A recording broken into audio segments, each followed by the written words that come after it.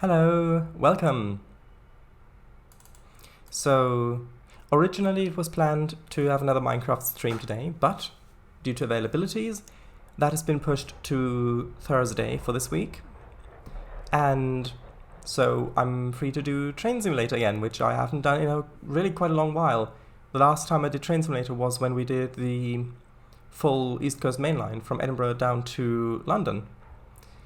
So today I thought we'd play on a route that I wanted to play on for quite a while, but haven't yet. So actually I'll finish doing this, then while it's loading into the route, I'll read chat. So let's switch over. This is the one I would like to do. The Sacramento Northern South End, which is an interurban railway, or railroad, around the San Francisco Bay Area. So I don't know the exact content of these other sessions here. You've got the streetcar, and then you've got the steeple cab, which is more of the freight one. I'd like to do the passenger rail car. So let's get started with this one. These ones do say that it's tour, but these ones are the ones that I've played, and they were quite a lot of fun. So let's just get started with this. Right. Part 1 of 4. This begins a 4-part informative tour of the Sacramento Northern. Part 1, we explore the SN trackage, Sacramento Northern trackage rights from downtown San Francisco across the Bay Bridge and into Emeryville. So here we go. Let's get started. And now I'll read a bit of chat, and then I'll show you this bit on the map. Hello, Kangafango, Mr. W, welcome. A new laptop. Ooh, exciting. Yes, I'm really impressed with how quickly it loaded up, just trying to get used to the slightly different keyboard layout. Yes, that is a bit tricky sometimes. I could use a computer upgrade as well, but it doesn't look like I'm going to be able to get that anytime soon. Right, okay. The placement of the speakers on this is odd. They're on the bottom. Interesting. On my MacBook, I think they're on the back where the screen meets the bottom section. Like on that joint, I think. Yes, Train Simulator, it's been a long time. But I thought I was going to streaming Portal 2. Well, you were the one who suggested switching the slots around so that we could still do Minecraft. Right. Hello, Miki, welcome. How's it going? It's going quite well. I was actually able to do quite a bit of work on one of my games today. So yeah, that's exciting. It's not a game that I've announced yet, because I still need to actually finish some stuff to make sure that I'm actually capable of finishing it. But we'll see. It's been a long time. How have you been? Hello, and yes, it's been fun. I've been really busy being spoiler, you know, since you spoiler me. Spoil it. Sure it is, because of your stream title. Exciting. Wait, is Train Simulator on Mac? No. I'm using a virtual machine known as Parallels, which allows me to run Windows in an app on Mac. It does have its limitations, and some bits just don't work. Like, for example, Train Sim World 2 basically doesn't work. And with some Train Simulator routes, it just crashes. But most of it works. So yeah. Nope. Oh yeah, and it doesn't have a disk insert, so I'd have to get a disk drive or whatever it's called. Yeah, an external disk drive, yeah. Sure as I never said since. Sure. You said since before you quoted that quote. Sure. So I'll quickly show you where this is on map. If I haven't opened it up yet, but I'll do that now.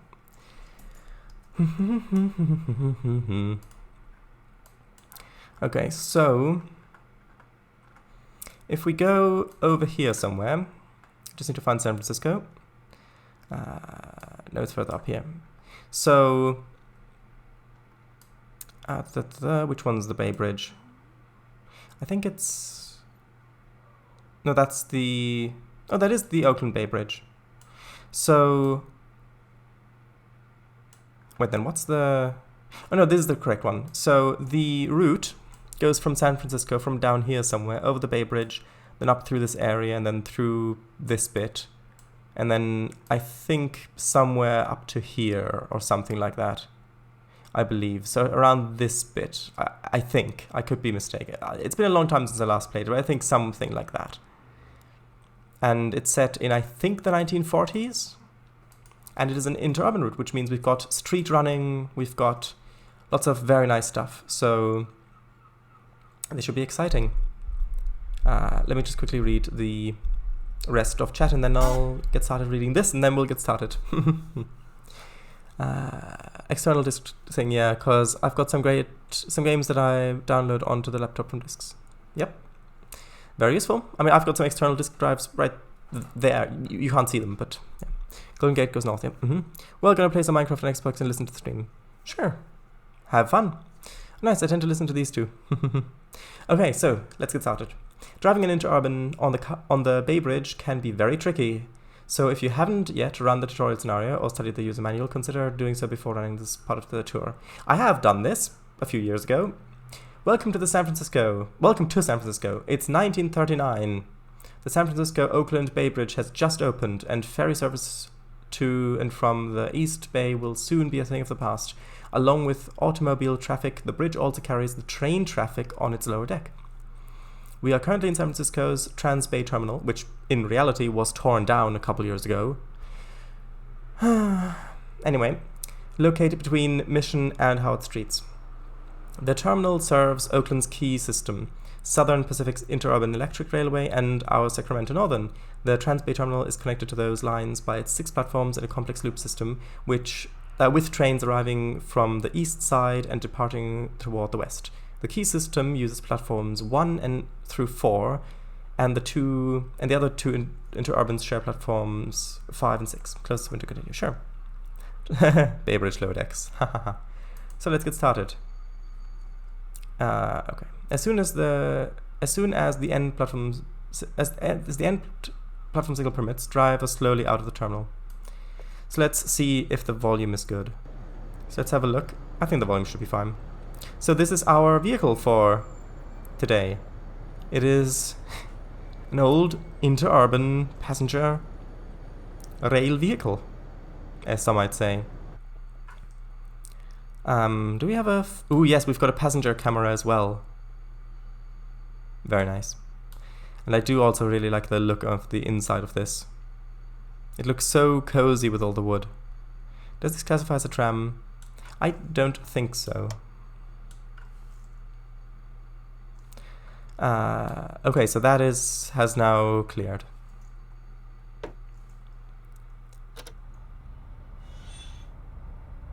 I remember there was some stuff about the left-hand side, which was like an in-cab signaling system or something like that. But I honestly don't remember how that works. Maybe I should have played the tutorial first. Actually, should we go back and play the tutorial? Before we get started and run into issues and then have to go back anyway. What do you think? Or a streetcar? Maybe. Yeah. Yeah, that is true. I'd forgotten that there was a little bit of complicated stuff to driving this. But yeah, San Francisco. Anyway, so I'll quickly look... Oh yeah, it would be better. Yeah, I'll quickly load into the tutorial. Sure. Originally I did want to go through the tutorial, but then I saw, oh, 15 minutes, and we're likely not going to be playing Train Simulator for a while because of Minecraft. So, yeah. Oh, well, we're already in. Look how quickly that was. Shadows, have you considered playing a story-based game, either on stream or just on your own time? Things like, and I say this without having played any of them, Until Dawn or The Quarry. I have considered playing story game on stream, but the thing is, I don't really have that many, or know of that many, that I would enjoy. I've only played a couple, and those ones that I have played no longer work on Mac because of the 32-bit apps thing. But I have considered it. Well, back to the drawing board. And yeah, that question can be for all of you all. Okay, so we're here. Good. Look at that little tram back there. Sorry about the motorcycle. In a while we'll drive from transport terminal into the lower level by the Bay Bridge. Blah blah blah. Yes. The controls at the bottom of the motorman's forward window are from left to right. On the control stand there is the reverser small lever, which is that little one there, and the speed controller, so that's this thing. And to the right is the brake handle, so that. These all act and are controlled just as you might expect. Good. Good tutorial. Just saying, yeah, this is just how you expect. The 4 controls above the motorman's window are from left to right. So up at the top there, you can see them in the background. The headlight dimmer switch, headlight switch, cab light switch, power control, relay box. I'll read chat in a bit once we're actually getting going, because I don't want this to drag on forever. That vertical box on the left of the motorman's window is something you may not be familiar with. Yes. This is the in-cab signaling system for the bridge railway. In place of regular signals, which could easily be obscured by San Francisco's fog, the bridge authority contracted with General Railway Signal to provide a system that was quite advanced for the time. Along with tracks, there are over 100 transponders that transmit the status of virtual signals to our train. The in-cab system displays the maximum speed permitted. Should a train stall on the bridge, a bell and light will alert you to reduce speed. If you fail to respond, the system will go into emergency stop penalty braking mode. Yeah, Interurbans had in-cab signaling back in the 30s. I know it's been a thing in Steam as well. I know. So let's see. Okay, as your instructor, I have set up several tutorial situations. First, turn on the headlights and the cab light by either using the switches above the motorman's window or using H and L keys. Also, today you will be running realistically with penalty braking enabled. A small red light should appear near the bottom of the signal display indicating that the penalty braking is on. You may now proceed out of the transit center at no more than 50 miles per hour. As we reach the end of the platform, we should get in range of the first transponder. It will indicate 70 miles per hour as this is this area's maximum speed. Okay, so let's turn the things on. So, there we go. There we go. That's already on. And let's get started.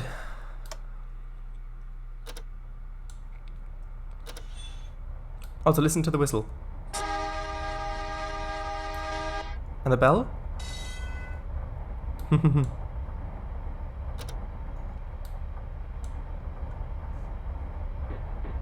Okay, yeah, so now the 17 has come on. Although, I don't see any sort of speed indicator in here, so I guess it's just... Even though they've got in-cab signaling, I guess it's just a matter of experience to see how fast you're going.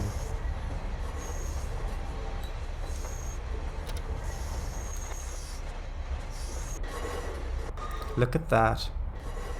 And this route is also what... well, partly this route. Well, this route led to me looking into real-world interurbans, like actual old films and things like that of them. And that is what led me to start my own interurban route for trains, which I haven't finished. Mostly because the interurban trains that are available on DLS are less than ideal. They're really quite bad in quite a few aspects. Although, with me now gaining more experience in making trains in trains, once I've actually finished mine, I may make my own and then continue with that. Let's see. We will soon see the in-cab display indicate 25 and then 35 maximum mph maximum speeds. Attempt to keep just about 2 miles per hour. Keep just about 2 miles per hour below the limits. 25. Okay. This lit up as 25. I'll read chat in a little bit.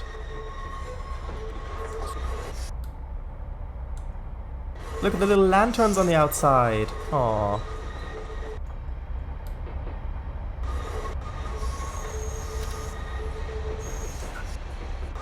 Oh look, and there's another one coming. But this doesn't look like our company because it's red, and we are blue. This is this is 1939. Miki. And now we are officially going onto the Bay Bridge. In real life, when this Interurban Railroad was torn up, when it was stopped, they converted this lower deck into another part of the highway. So basically you got, it's a one-way system, so you've got one direction going on top of the deck, the other direction going on the bottom deck.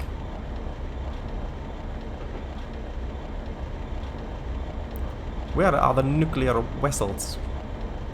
In Alameda? Yes, that was what I said, but how do we get to Alameda? The nuclear vessels.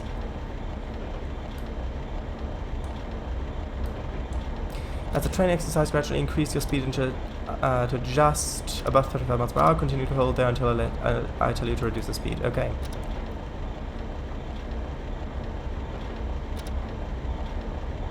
These are electric, of course. You've got the third rail, which isn't very common in the US anymore. Although it is still really quite common in... It is really quite common in the UK still.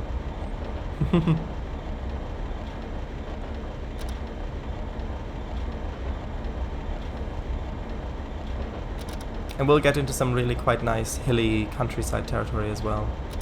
Territory? Area.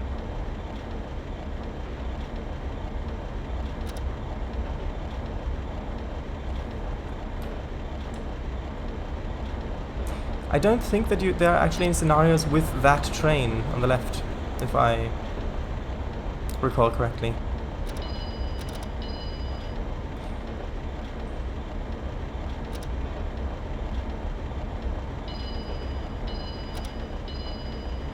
Oh yeah, so the system informs you of when you're about to break the speed limit, and then it's up to you to slow down and press Q. Okay.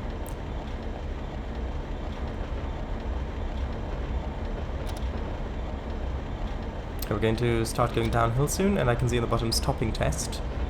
Okay, go ahead. I had to set up a key system articulated bridge unit that is blocking the track. In heavy fog, another train like this would almost like... Okay.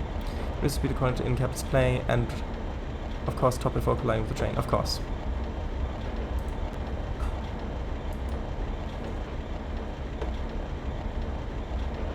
Well, it still says 35.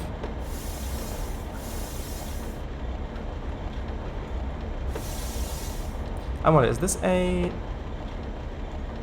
Oh no, this is an automatically lapped brake system. Nice.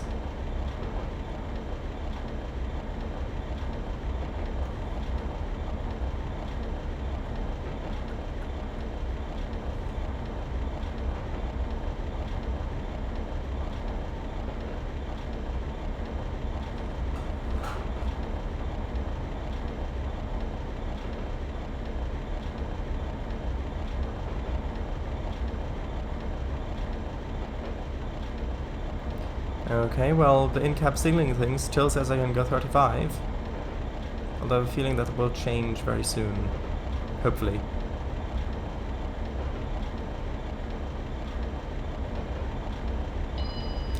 Okay, there we go. There's a 25 limit.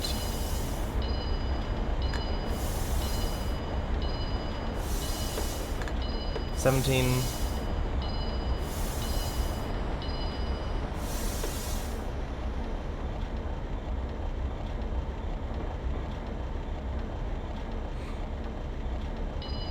$11. And actually you don't even need the HUD with this, because hello Tornado Guy, welcome! I'm playing on the Interurban line, the Sacramento Northern in Train Simulator. Welcome!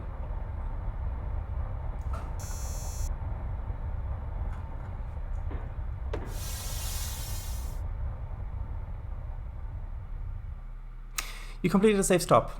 Set the manual switch just ahead to allow us to pass around the stalled train. Keep your speed less than 11 miles per hour until the in-cab signaling increases to high maximum. By the way, the NS no signals lamp on the signal panel just means that you are out of range of the next transponder. Good, good.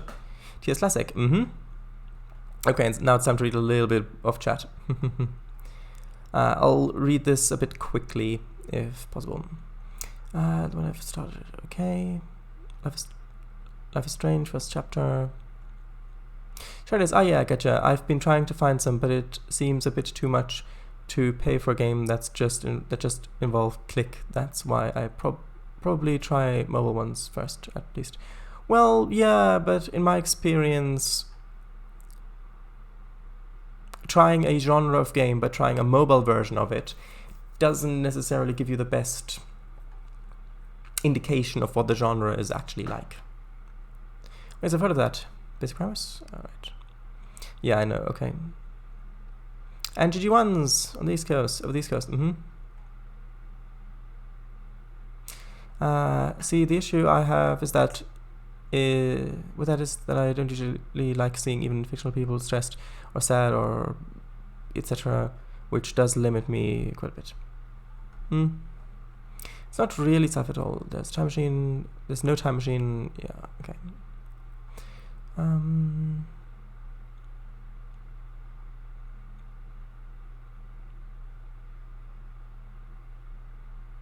Just quickly looking through the rest of chat.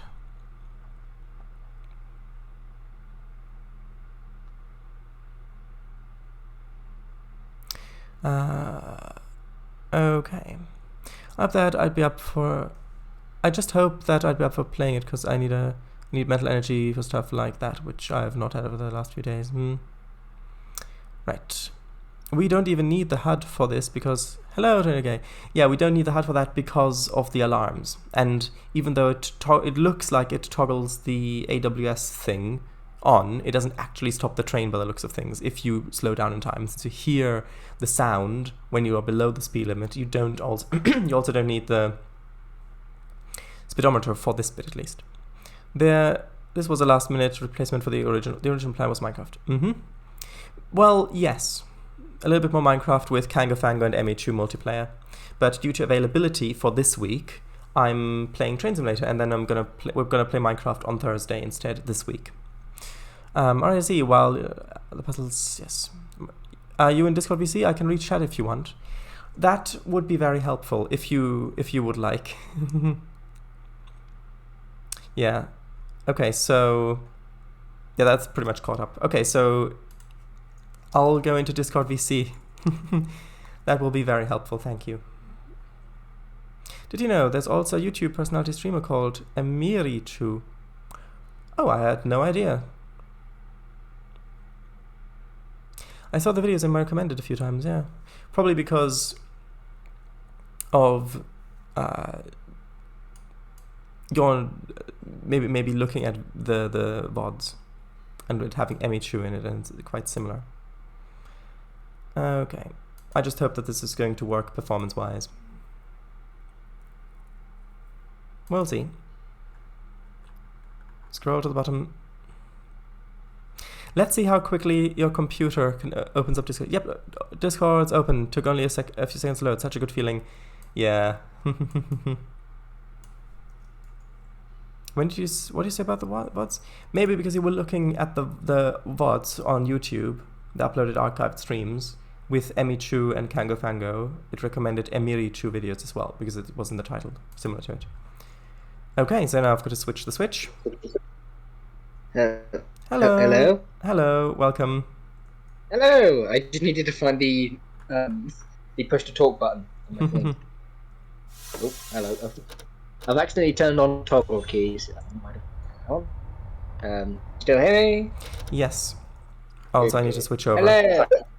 How do I sound? Because of course I don't know 100% where the microphone is. You sound okay.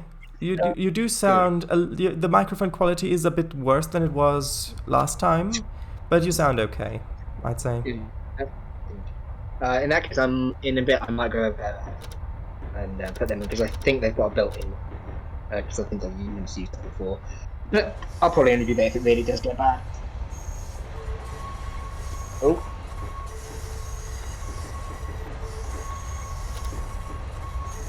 And we're off. So whereabouts are we? So remind me, whereabouts are we going? So this is in San Francisco, so in California, San Francisco. And this is the tutorial where we're just going to go out onto the line a little bit more and then stop. And then we're going to go back and play the actual scenario. We're going to go out through the town and into the countryside. Mm-hmm. Oh, wheel slip.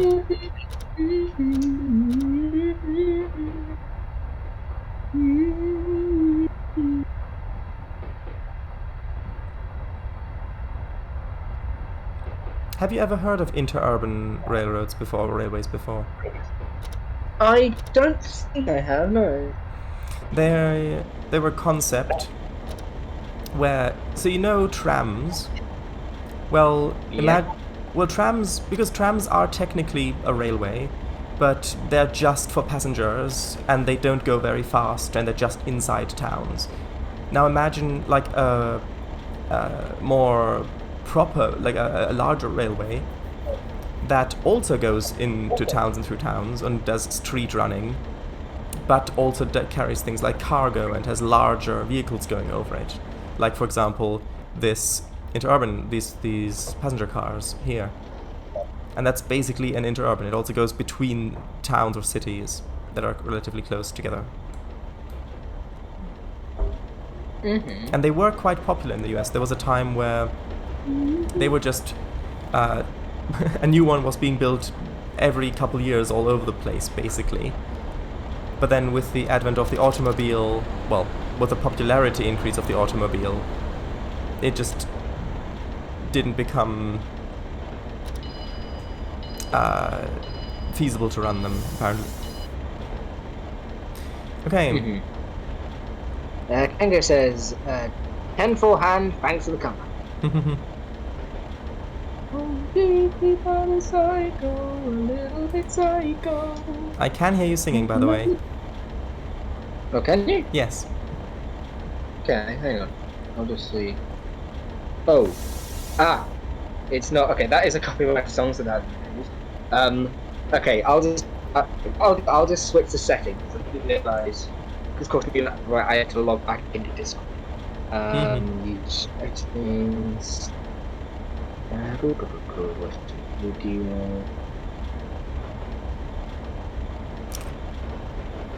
Yeah, Kango, I realized that you couldn't see the game.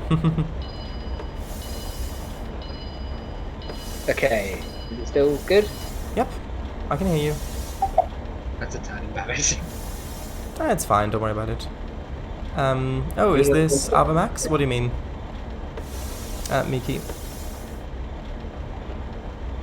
Oh yes, hello Mickey as well. Tango says, Shall Dice also started a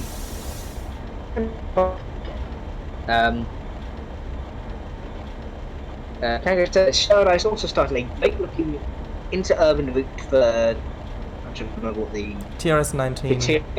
Trains TRS-19, TRS-19, yeah. Okay, thank you. Called the Mexford Interurban Rail Network. You can put on hold due to insufficient stable rolling stock. Yeah. Yeah, the DLS rolling stock still just wasn't good enough. I'm still playing Run 8. Well, currently. Ah, lovely. How are things going with that? Run 8 looks so good to me. It looks like so much fun, but it's so expensive. Plus, I wouldn't even know if it would run via my virtual machine. So. And yes, Mickey, I was singing "Sweet But Sour." It's a song. I mean, I know it's quite a lot. No, it's not. I turned on pretty. I need to. In that case, I'll need to switch the. No, I hadn't heard you singing since I said it. No, it's not that. I just toggle keys happened again. Oh, so you mean sticky keys? Well, it calls itself toggle keys on this. But yes, I was singing "Sweet But Psycho." I don't know. It's not a new song, but it's not like a really old one. But yeah, I really discovered it recently, actually. Another guy says had a few jams, but fixed. In fact, I am just going to go into Discord. I am going to switch out the I'm going to change the push talk button. Okay.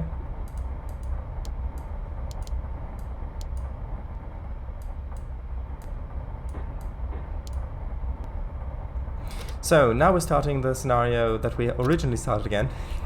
So we've got to go the same little bit of distance. That's good. That's okay.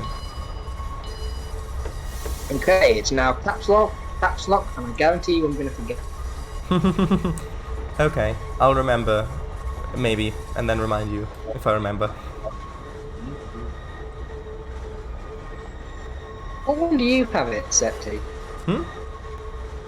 Push to talk, what button do you have it set to? I don't have push to talk on. Oh. No, I've just got it on normal. I don't use push to talk.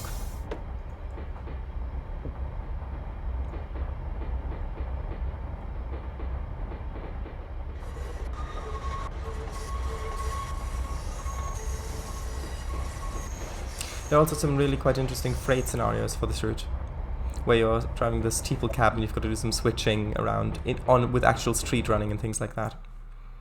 Oh yeah. Already read that. Good. Tornado Guy says, I've made content.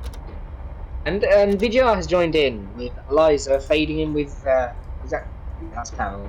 Hello, welcome. Yes, Mr. W is in VC. Hello! With my new laptop, which apparently the microphone quality is slightly worse. Yay! I think somewhere.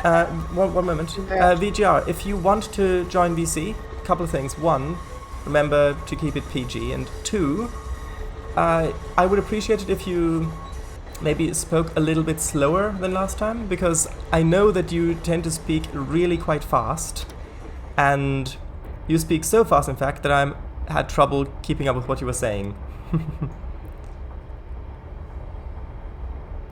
Yeah, your mic does keep cutting out occasionally. My one? Yeah, just a little bit. Just occasionally, just a tiny little bit. Well, I might go back headphones in a bit just to see if that doesn't. And I think somewhere I do actually have a microphone, but I have no idea where it would be.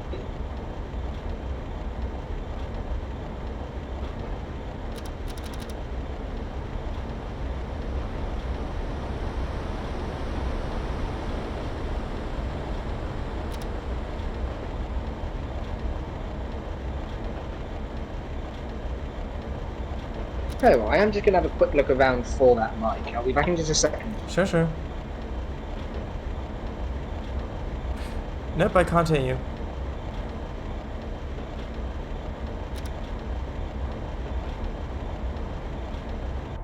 Sure, I have no idea what that game is, but if you want to play it, then go ahead.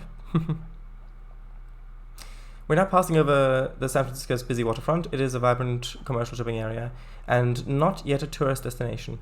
While on the Bay Bridge, the key system draws its power from the third rail, while the other two Interurbans operate at a higher voltage fed from the overhead wire. Interesting.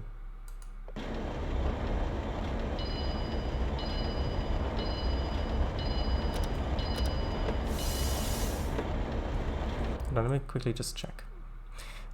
He says that he might be deafened in the VC. Nope, not on my side. It looks like you're just muted on my side.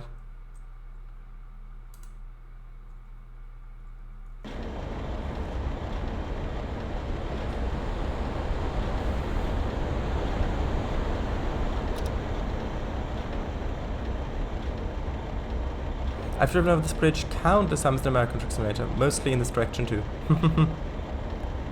Yeah. It was quite a surprise when I found out that trains actually used to go over this bridge. Hello?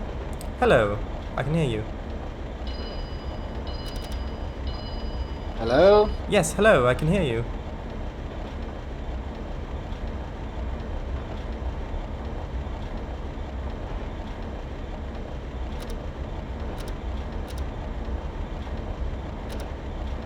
Could you not hear me?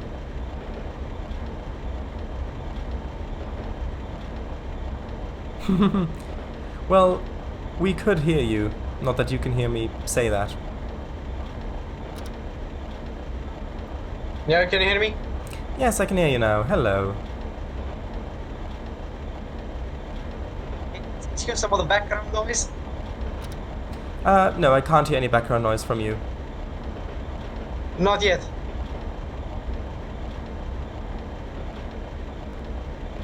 Seems like neither on PC I can keep myself deafened.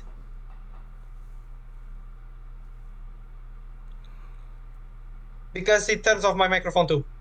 Ah, I see. What is going on? Well, we've got some people in voice chat, and we're driving Turned off the along. voice for the stream. I just turned down. I just muted the stream. Okay, sure. So, if you look off to the left, you will see Treasure Island, the site of San Francisco's 1939 Golden Gate International Exposition. The island was created by dumping 260,000 tons of quarried rock onto an existing shoal. In World War II, Treasure Island will be used as a US Navy base. How does this conductor know that in 1939? And ahead is Yerba Buena Island, but many of the locals still call it by its original name, Goat Island. Both the upper and lower roadways of the Bay Bridge pass through a tunnel near the top of the Yerba Buena Island. For a better look, you may want to switch to an external view. Good point. Okay, I can hear myself now. I can at least hear you guys. Myself as... Hello, I can hear you. Hello, that is I can actually hear myself as well. Well, your microphone currently does sound much, much better than the other one. Good, okay. I'm gonna go a bit. Is this I'm quite close to the microphone now? It is quite loud. I'll turn your volume down a bit. No, it's fine. I was deliberately putting it close to myself. Just finding it a good place for it to rest so it doesn't get in the way of anything. But yeah, I've had to okay.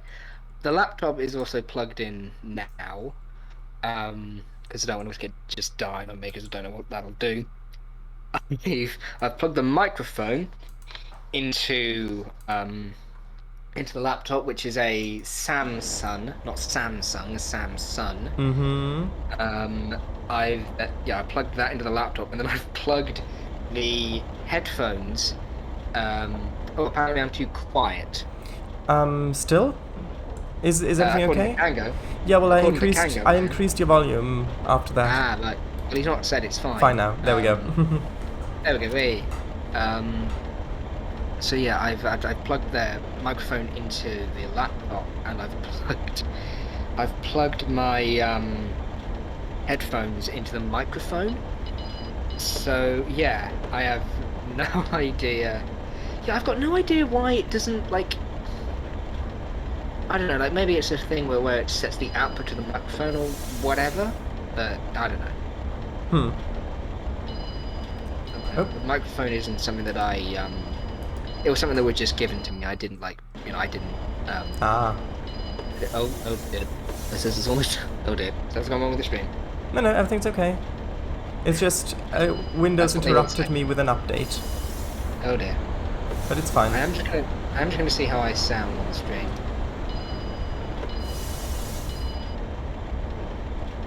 Yeah, that's really good, isn't it? There's someone might have come out of... Oh, please come out of VC. Yeah, that's okay. Even when I don't have the button held down with the caps lock. Back in. Hello. Even when I don't have the button held down, I can still hear myself on the mic. It's really weird. Yeah, I suppose that way you get used to your voice a bit quicker. Yeah, that's true. I've heard a couple of bits. I think before I've done a bit of singing and a bit of acting, so I'm fairly comfortable with my own voice. Yeah, your microphone is... You are cutting out a little bit, but maybe that is just my lag. Because Train Simulator, it's probably on my side, because Train Simulator is quite laggy and... it isn't quite laggy. Train Simulator isn't laggy, but everything else is. So I think that's... It says that I'm still a bit quiet when the train's going. Unfortunately, I don't have the know-how to turn up the... I turned you up. Mic. I turned you up. There we go. Good. So we're now in the Yerba Buena Island Tunnel. This tunnel separates the west and east spans of the Bay Bridge. The east span will be damaged during the 1989 earthquake and will eventually be replaced. Just ahead, look for one of the 4 emergency crossovers located on the Bay Bridge. They are only used if the train stall. If a train stalled on a segment of, if a train is stalled or a segment of track lose power. There we go. Okay, yeah, that's fine. That's fine. I was going to say with them, please excuse any sounds you hear from me. It depends what sounds they are. Yeah. If we hear people screaming, then, you know. Then we'll claim you're in the middle of a play and we'll kick you out of voice chat. Yes.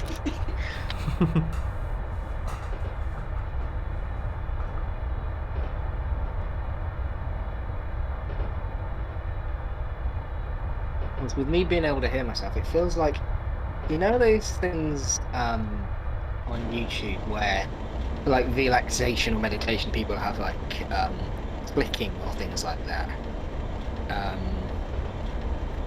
It feels like I'm doing that because I can hear, like, every single thing. Like, I can click and I hear that. Ah. In my ear as well. It's very odd.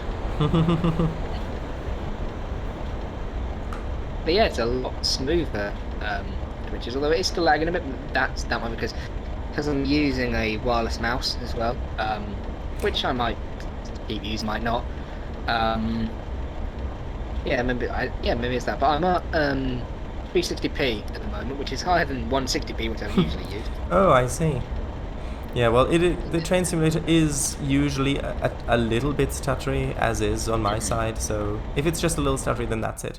If it is buffering, then that's on your side. Yeah. Windows 11, I think this. Windows 11, I think this one is. Ah. We are in the middle of the east span of the Bay Bridge. Here we begin a steep descent to the key mole. No, this doesn't refer to a small furry animal. This mole, according to Wikipedia, is a massive structure, usually of stone, used as a pier, breakwater, or causeway between places separated by water.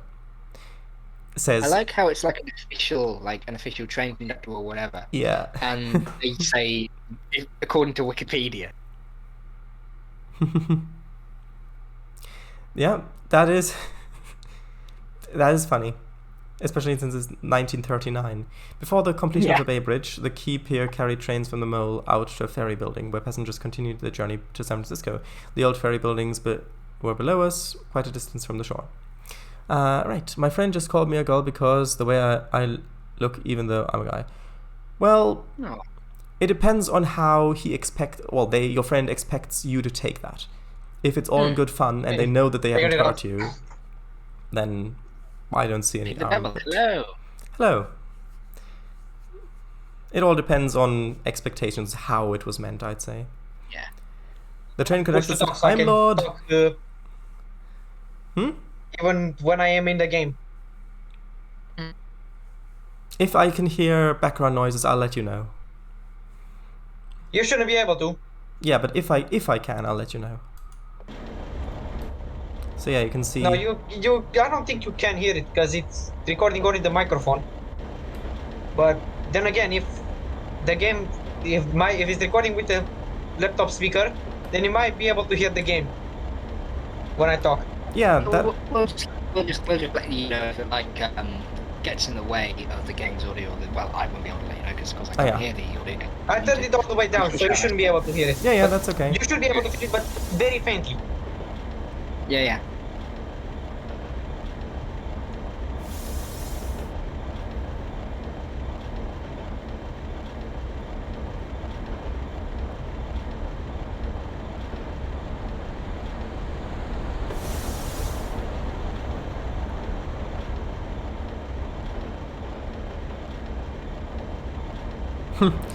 We're almost an hour in, and we've still yet to finish crossing the Bay Bridge. Is this still the tutorial? No, we have finished the tutorial, and then I went back in and started the actual session again. But in the actual session we also are crossing the Bay Bridge, but we're about to finish, and then we've got to go through a little bit of town, and then we're off into the countryside. You know, I've always been like, well, I'd say always. Like since I got it, I've always been tempted to try this, and maybe I could even come in on Discord with my VR headset just to see what it's like. What do you mean? Well, you know, like watch the stream on my headset, but also join in Discord in VC because I assume that I should be able to access at least the browser version of Discord on my VR headset. So it'd be interesting to give that a go someday. Although my VR headset doesn't actually quite quickly. Yeah. Mickey says, I've been called a girl by the people and they probably got me confused for... No, I've been called a girl by the people and they probably got me confused for a girl because of my long hair and the way my face is. Yeah, well, I've got long hair as well, as you probably know if you've seen me get up during the stream. Mate, I think it might be the beard. Yeah, but before I had a beard, that also happened a couple times. It's... Yeah. Well, I've always said there's nothing wrong with long hair. I would love to have that, but my hair, I don't think I've said it before. It goes out rather than down. You're not the only one who has a beard. So I'm not.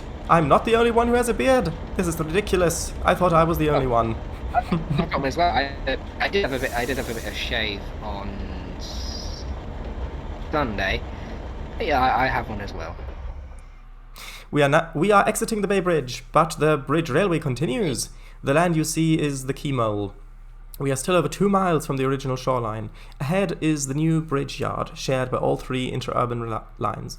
First, we pass by the west half of the yard, which is used probably by SP's Interurban Electric Railway. To our right is a portion of the rails that formerly ran out to the ferry building. The remaining rails are still used by the Key Systems freight operation, the Oakland Terminal Railroad, OTR. Yeah, I wouldn't take it as a bad thing either. I would take it. I always took it as just a neutral thing.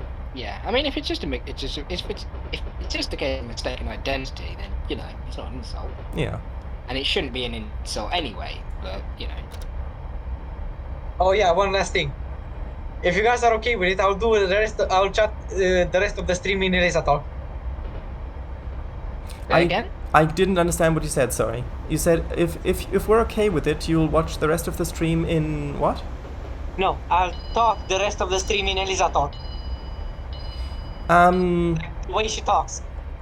Oh right, I think it's. Oh, I see. Talking in character. Yeah. Well, if you think we'll still be able to understand what you're saying, then yes. But because of your accent, I do find it a little difficult to understand you sometimes because you also talk quite fast. Yes, Romanian accent is pretty bad. Not bad. It's just quite intense when you're not used to it. When they say that, I mean, it's not specifically an accent, but isn't it like a similar thing said about the German language and that it sounds quite aggressive and intense? Yeah, it does. Yeah, it does. Same with casual Romanian. Oh, yeah. Hey, so Mr. W, do you think they built enough tracks here? Oh, bloody hell. That's 1, 2, 3. I'm not even going to try to count them. Yeah. I'd guess maybe Like 15 or something like that. Something like that. I was something like that. I was going to say 12. Right enough. Something like that. The large structure on the left is the IER's car inspection building, and as of 1939, it is brand new. Just beyond that building, also on the left, are 2 much smaller buildings which are used by the Sacramento Northern for some of its maintenance and inspection activities. It's a coach yard. It is, yes. Whoa, what happened? Why did it throttle all the way up? Hold on. Oh dear. I think it might have been because the... It's gone to bad already. Wait down, Shadowlight. It's okay, the train is on the other side. Yeah, those are some of the steeple cabs with some steel coils there. But yeah, the thing is that I think because the message popped up while I was moving the throttle more into the open position, it continued to do that even though I wasn't pressing the button. I talk really fast sometimes, and I'm shocked people understand me. Well, then that means you also talk clearly. Yes. I think Well, in some situations, I think I stutter quite a bit, as you've probably heard on these streams. Yeah, but that's okay. Just ahead is the flyover used by IER trains traveling westward from its network in Oakland and Berkeley, through the bridge yard, and then across the Bay Bridge. As you try various scenarios, you may encounter some big red cars traveling above you on this structure. Emergency, extreme throttle setting detected, user vehicle crash imminent. Interesting. We're back, sure. See you in a bit, Mick. Looking under the flyover to our left, we can see Key Systems' newest maintenance facility, also added with the creation of the bridge railway. This is where the articulated bridge units are inspected and serviced. At this junction, eastbound IER Interurbans turn to the right, while Key System and Sacramento Northern trains head to the left, which is where we are going, I believe. Yes. I'm really happy that someone made an interurban line in Train Simulator. And the fact that they even made one that has parts of San Francisco in it, with a Bay Bridge that you go over, is just really nice.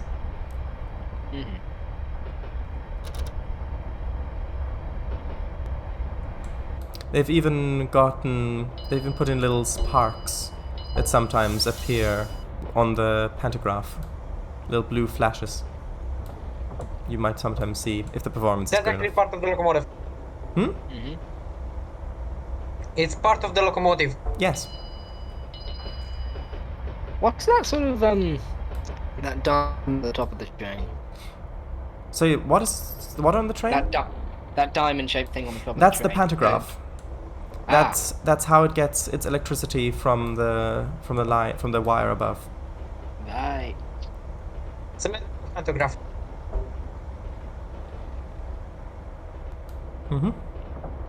You can also see those little horizontal bits on the side there that are like those big sticks with a wheel on the end that's kind of poking up above the end there. Yeah?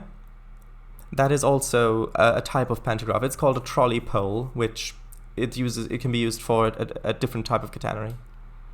Yeah, can go ask why the trolley pole. Catenary, that's what they're used for. Yeah, can go ask why the trolley pole's down though. Yeah, for different catenary. Trolley buses also have those. Yeah.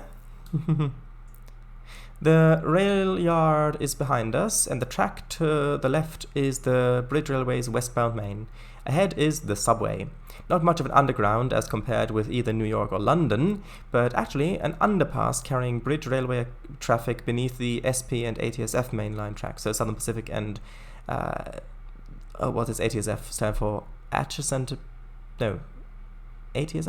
Atchison-Topeka Santa Fe Railroad. Yes, there you go. Atchison-Topeka Santa Fe. I thought it was that, but it sounded wrong for some reason. Mainline tracks. The speed limit is 25 miles per hour in the subway, and at the far end we'll approach a major key system junction. Okay, so I'm going to reduce my speed as I'm now approaching the 25 limit. Atchison, Topeka, and Santa Fe. Yes, there's a song about it as well.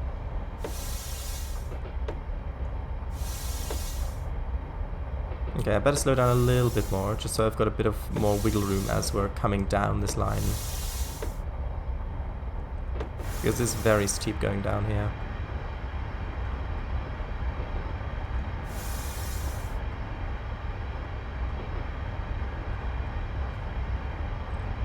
Sure, as long as you keep it PG, DGR, as long as you keep it PG, and as long as you keep it somewhat intelligible for us. I'll try. Sure. Thank you.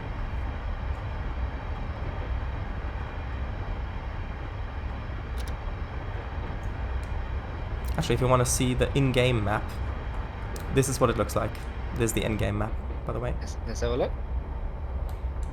And you can see that large yard area is that bit here.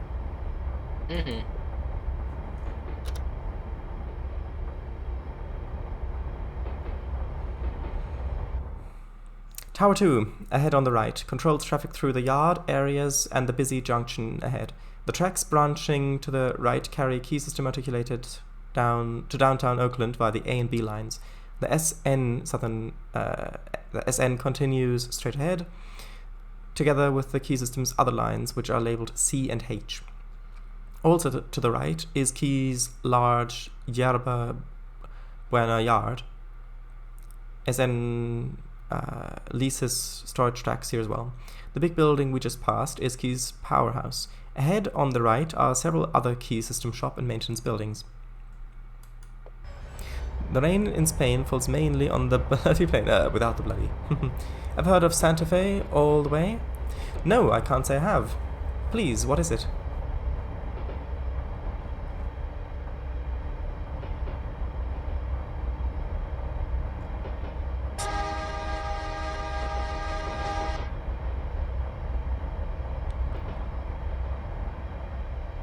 Okay, there's another 25 coming up soon, and I think that's where we'll actually get into a little bit of street running, which should be exciting.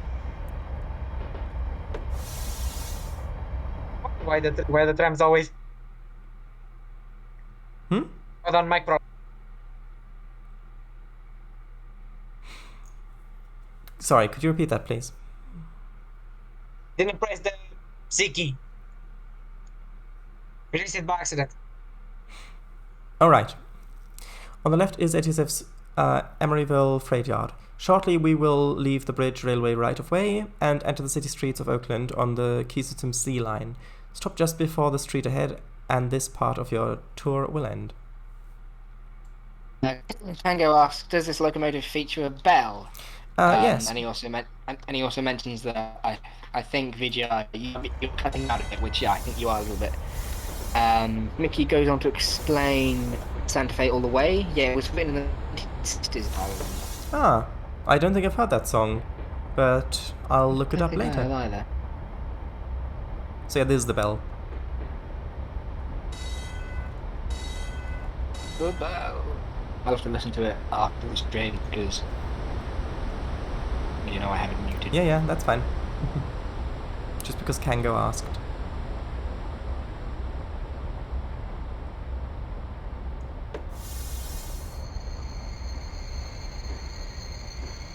Okay, so I'll have to load into the second part of the scenario after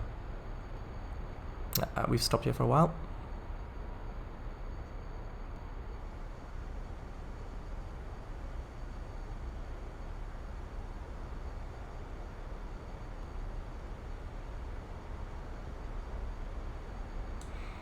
And there we are. Okay, now let's load into part 2. Woo! Was the tutorial the whole of part 1, or? No, the tutorial was the first session here, and then we've now done part 1 of the tour of the route. So now we're loading part 2. Switching trains.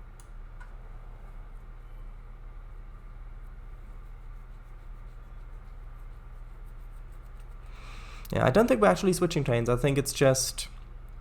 I think we are continuing from the same place. I think they've just divided it into multiple scenarios. Probably so that it's better performance-wise, so they can have more AI on it, would be my guess. Yeah, okay. Sounds like good game optimization to me. Mm-hmm. Since we left the subway, we have... Since we have left the subway, we have actually been in the small East Bay city of Emeryville. Today, in 1939, Emeryville is known for its slaughterhouses, processing meat, and byproducts of the greater San Francisco communities. SN benefits by transporting livestock from Contra Costa country and beyond in a profitable freight operation. In the future, Emeryville will be reborn as a high-tech center. In one city block, we will re-enter Oakland. Move ahead onto Key System's C-line tracks, but keep at least one half-city block behind any Key System articulated, since we will be leaving the bridge railway. Yeah, the place is pretty nice down here in 2040. I would appreciate it if you didn't interrupt while I'm reading the thing, if that's okay. Ah, sorry. That's okay, no worries. No worries. Sorry, we're done. Yeah, it's quite a bit of text to read. It's okay. Since we will be leaving the bridge railway, the GRS signal indicator in the cab will no longer function as a speed control, displaying only the NS, no signal indication. The entire city of Oakland has a speed limit of 22 miles per hour. I know, so maybe we can speed a little. Yeah, I think the thing with I think I've said before and I said again that 1930s conductor is totally a Time Lord. Yeah. High Tech Center will later be used for Wikipedia.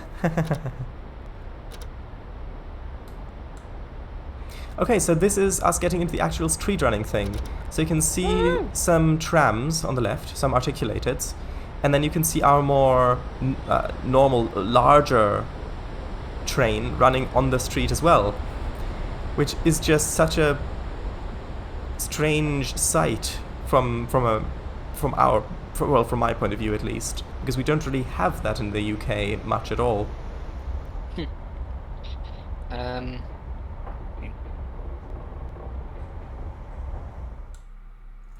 At Control Tower 3, on the corner head, the key system Piedmont Sea Line and Sacramento Northern trains continue ahead, while the other lines take the left branch north to Berkeley. Since we are following the Sea Line articulated, we do have the right of way, but keep well back to avoid panic braking. Follow speed no higher than 15 miles per hour is recommended.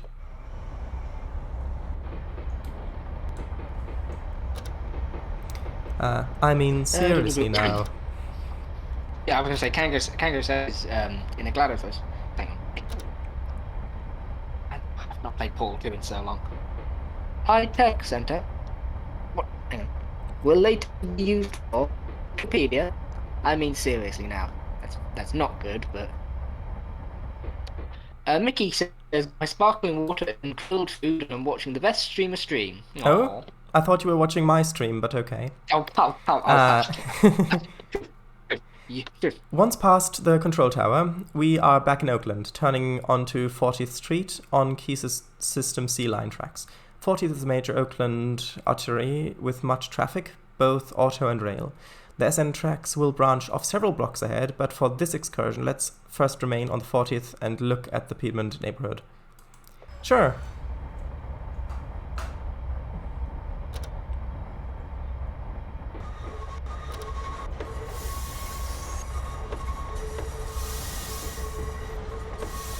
Yeah, we will have to slow down a bit and maybe stop a couple times because the tram ahead of us, the articulated as they're calling it, is actually periodically stopping to let people board and disembark. So it's like following an NPC in a game.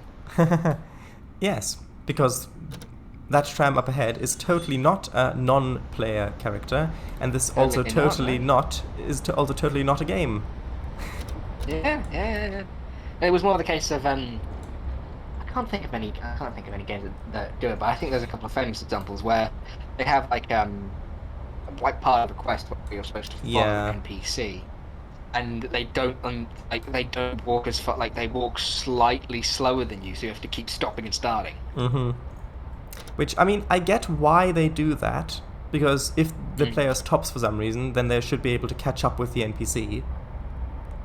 Yeah, but maybe have them so they don't move until you get like within 5 in-game feet of them or something. Well, that is one option, but I know that also gets quite annoying a lot of the times if you already know where the NPC is going, and you want to just run ahead and wait for them there, but then you can't because you've got to babysit them all the way there.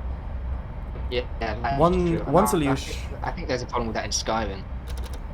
One solution is that you can have the player either walk or have the player have a run option, and have the NPC's speed be exactly the player's walking speed, so that if the player needs to catch up, they can run, and otherwise they can just hold the button down. So just walking. Or you can make it so that the NPC walks slower if the player is behind them and walks faster if the player is ahead of them, but that is a bit difficult to detect in certain situations. Yeah. Now Kango says that Fogger the... Go on. What do you want to say, VGR?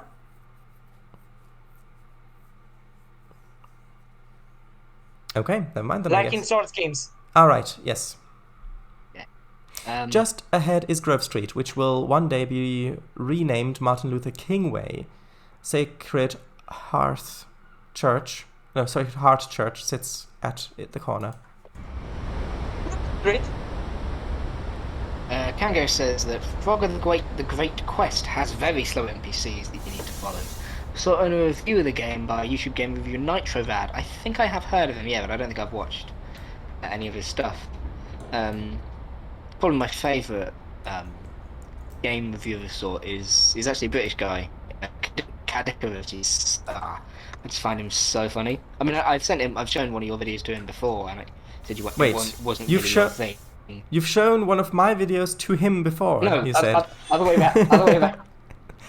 Yeah, he's recently done a thing. It was because he's a big fan of Crash Bandicoot, and June. Is it still June? Or is it gone to July? Yeah, it's gone to July. And last month, June, is what he calls Bandicoot Month, where he dedicates a video to Crash Bandicoot. And this one was a 40-minute video of bootleg Crash Bandicoot games. And the video ends with him hearing about and trying to find a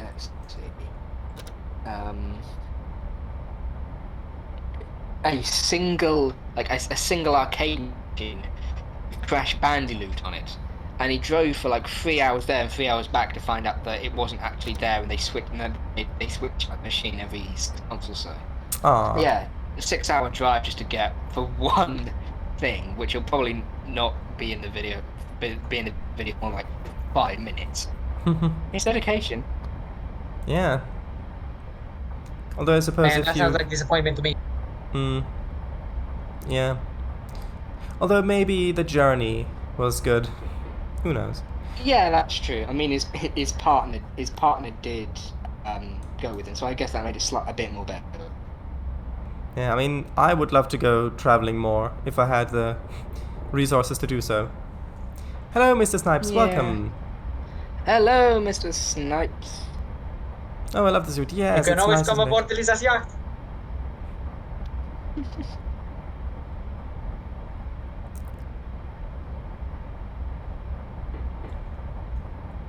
I got a pool. I got enough beds, a very nice view, and an absolutely humongous sun deck. Great. This is one of those rare and special American routes. Yes. The buildings on the left comprise Sacramento Northern's Shafter Yard, and those tracks branching to the left mark the beginning of this SN right-of-way. We're going to take a slight detour, good start, and continue ahead on 40th Street.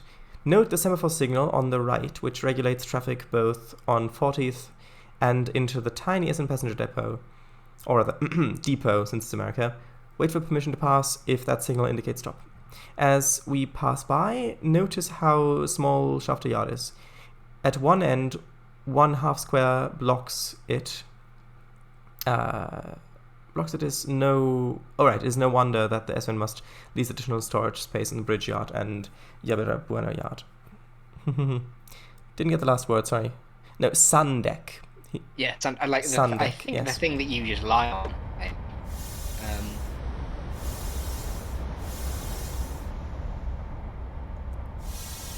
Okay. I mean, have you seen the space on the top hangar? I think so, yes. Just place your sunbed down, raise the elevator, and boom, large sun deck. True. And we've just gotten a clear signal.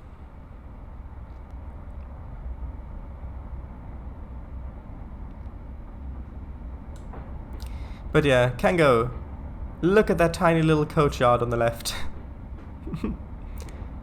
It's so small, look at that. It's like one block, like one city block basically, with a few roads on the down, well, with a few tracks down on the road as well. Well, it's not really a coach, you've got freight in there as well. And there's actually a nice switching session at night here, which was quite fun to play. The building on the left is the Sacramento Northern Freight Depot. Since this building and the yard behind it are so small, much of the freight traffic must be moved to and from the Oakland area by the Key Systems Oakland Terminal Railroad, OTR. The OTR leases freight motors from SN for these operations. Yeah, there you can see it.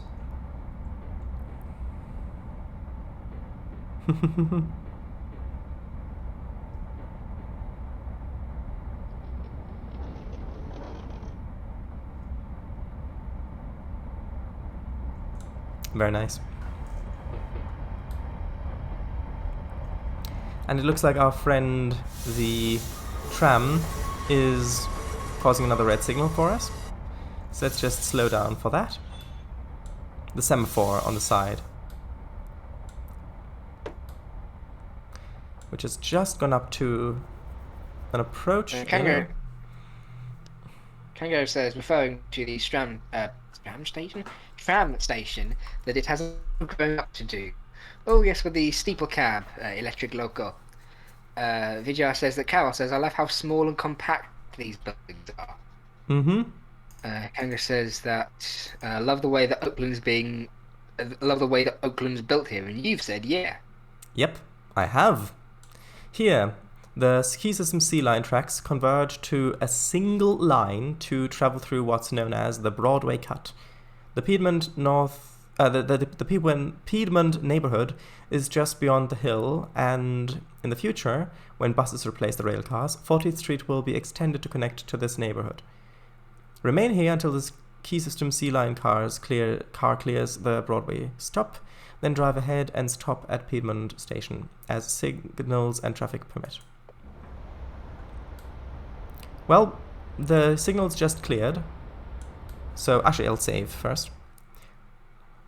Yeah, it would be really nice having like an actual interurban line in London, and then you think about it and think, oh wait, we have that, it's just underground.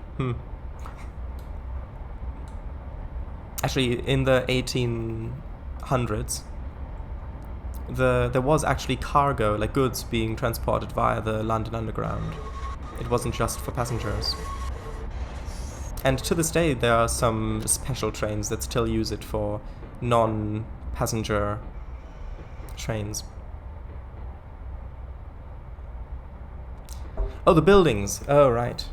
Yeah, I see.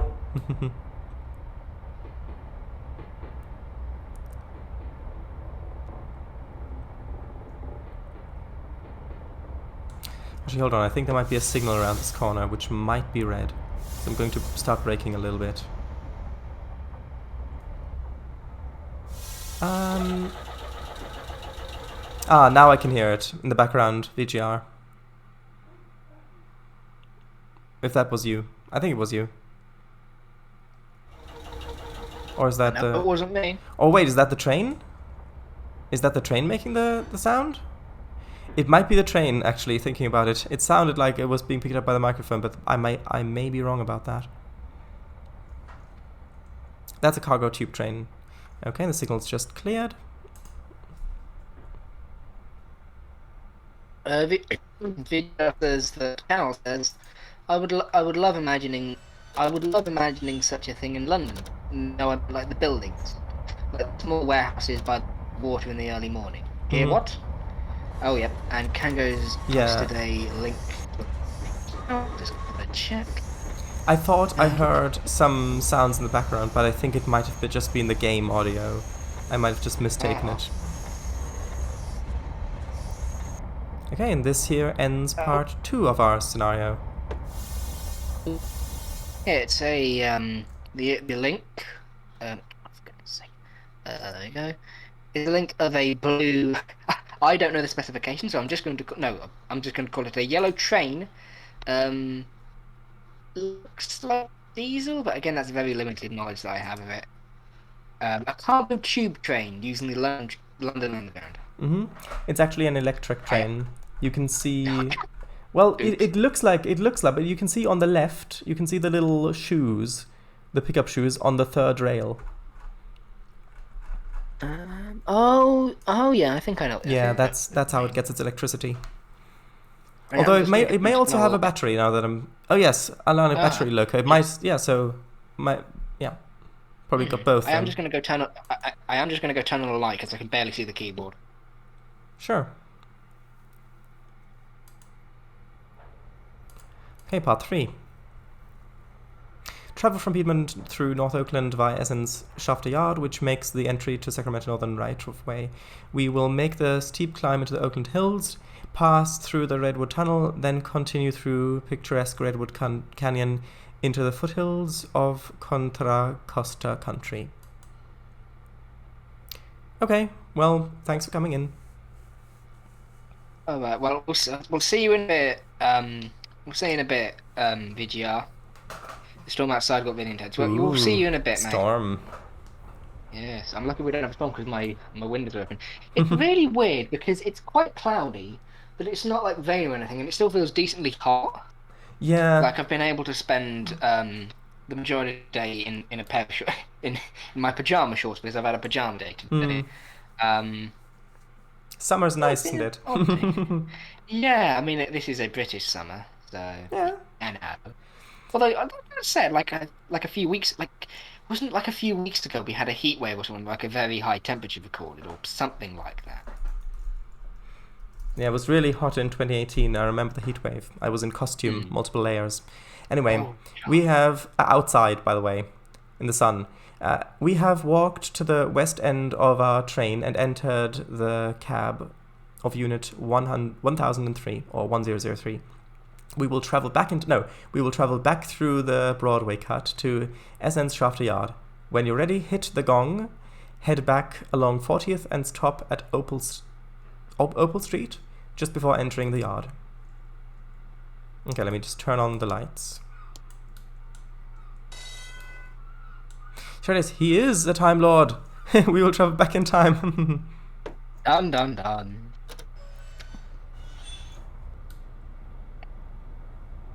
Bit of Freudian slip there. A bit Freudian Yeah. slip. Mr. Snubbs, he's quoted Tom's, I think. Gordon was lost, the curves were tight, and the ever-going tunnel felt restricting as the smoke blew into his eyes. I'm going to get Thomas for this when I see him again. Excerpt from Gordon in the Underground. I'm guessing you made that up because I don't remember that story, but then again I haven't read the Railway series. But I'm guessing you made that up. Because that would be quite an interesting story, especially considering loading gauges. That just reminded me of a book that I really want to have a read of, or probably an audiobook. Oh, what is it? It's called Notes from Underground. Tell you what, I'll just quickly look it up because I think the author is was a Russian gentleman. I cannot remember his name though, and I'm probably just going to spell it out because I won't be able to pronounce it. But it seems to be like a fictional biography written from the perspective of, I think, from from what I originally heard it from a petty official whose condition only worsens when he locks himself in a room or something like that. I see. I'll just look it up quickly. It doesn't sound very happy. Okay, yes, I can imagine it. I can imagine it not being, no, but I think it would be like a classic literature, and I do quite like those. Like I had to read, like for an essay I was doing, I had to read. It was Dracula and Frankenstein, and I did an essay on what was it? The presentation of the monstrous between both of them. Here we go. A novella written in 1864 by good grief, Fyodor Dostoevsky, and is considered by many to be one of the first existential novels. The novella presents itself as an excerpt from the rambling memoirs of a bitter, isolated, unnamed protagonist who is a retired civil servant living in St. Petersburg. Ooh. Probably not my sort of thing, but it sounds interesting. Fair enough. I mean, It's probably. Well, I don't know, because I always say that I. One moment. Let me just read the pop-up and then I can continue Yeah, driving. sure. Check that the switch ahead is set to enter the yard through yard track 3. When aligned, request permission to enter the yard tab key. Then pull slowly through and stop the lead motor just at the entrance to the tracks on Shaft Avenue. There we go. Please continue. Thunderous applause. I've just also realised that my alarm is about to go off at 9:30, so I'll just turn that off. What was I going to say? Oh yeah. But yeah, like I think it may or may not be my sort of thing anyway. But the fact that despite that I've said, I don't really like miserable stuff. I'm a big fan of Lovecraft, which most of his books end with the protagonist being insane. So I don't know, I don't really know what separates that. Maybe it's because with Lovecraft there is a very large fantastical element, with the cosmic horror. I don't know. I'll read chat, then I'll just continue. Also, you saw nothing. No, you're right. I didn't, because I was too busy thinking. Good. I forgot to press the tab key. When it told you to press the tab key? A little bit after. I checked the junctions, and that was okay. And then I just continued driving, but I forgot to press the tab key. But we only just started, so that's okay. And did Dracula and Frankenstein ever team up? No, because I think in your book, the monster Frankenstein. Well, actually, that's the point, Kangaroo. Do you mean Frankenstein? Do you mean actual Dr. Frankenstein or the monster? Being as you're the kind of person who know this, I assume you mean the actual professor. Carol says, classy stuff is my favourite, especially going through this year. What do you mean by classy? Do you mean like a classic stuff? The Doctor. In terms of literature. No, not more Time Lords. Eliza says, also, what is the next stop? I have my good friend Eileen board. I have my good friend. What? No. Kango says, the Doctor, not his monster, but either really. No, they didn't, because I enjoyed Dracula more than... No, I enjoyed Frankenstein more than I did Dracula. Because you can absolutely tell Dracula wasn't designed to be analysed, because it's written in a series of diary entries and newspapers. It's not written like this happened and then this happened, so it's bloody difficult to analyse. But Frankenstein is written with a more consistent... Well, I say it's written more consistently. It's written in first person, not in the form of mostly from one person's perspective. Well, Frankenstein is, as far as I can recall, a Victorian novel, so... Yeah. To answer your question, Frankenstein. Go on. To answer your question, I don't know what the next stop is, but there's probably a timetable in the car, so just have a look at that. Kango just said it. Dr. Frankenstein, Time Lord Edition. There we go. Now we've actually got a permission to pass the signal, so let's pass the signal. Hey. But yeah, Frankenstein's written. Okay. So the prologue is a few letters sent from a guy called Walton, who's on an expedition to the Arctic. In the Arctic, he finds Dr. Frankenstein, the actual professor. And then the whole thing is is Walton telling the story, because the letters that Walton sends are sent to his sister. The whole thing is Walton telling the story of what Frankenstein, because he meets Frankenstein in the Arctic, telling the story of what Frankenstein said to him, and then within that, it's Frankenstein tells the story of what the monster said to him, and then it comes back out. It's really interesting. It's like a layered narrative. It's really interesting. Yeah, it does sound like it. Tango says, I also know, just before we go, I also know that there is a sort of official prequel to Dracula, which I think the writer actually used some of Stoker's unused notes. Kango said, imagine if the Frankenstein novel was retold with a first-person perspective of Frankenstein's monster, starting with hearing Frankenstein shouting, "It's alive! It's alive!"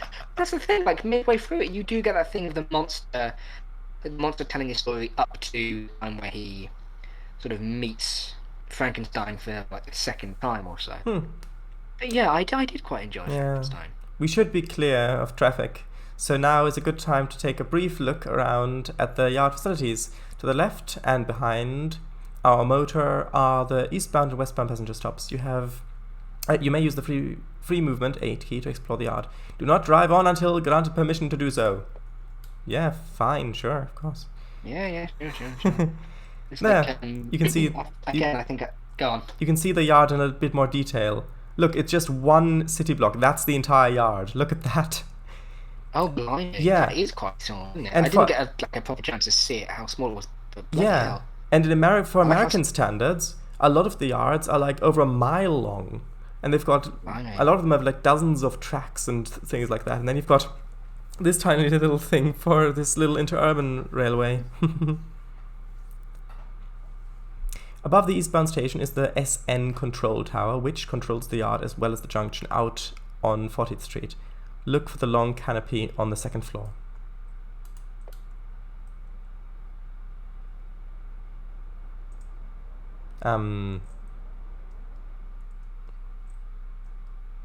Where is it? Long canopy on the second floor. I thought it was this bit, because that looks like a control tower. Oh, it's probably this bit. This is probably what they mean. Right? I just heard 2 thumps. That wasn't... Was that me, or was that someone else? I don't know. I didn't hear the thumps. That might have been me, because every now and then they'll like... Hang on, I'm just going to check downstairs. I'll be back in just a second. Sure.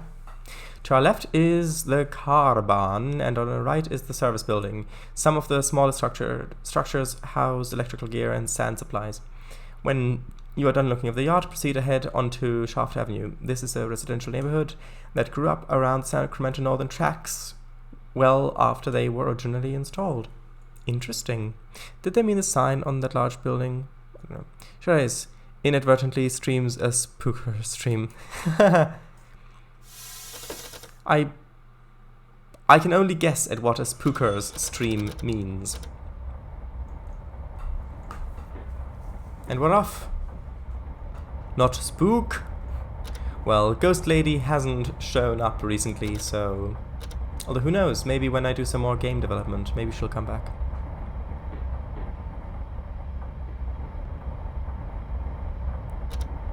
Not spook enough. Thanks, ghosties.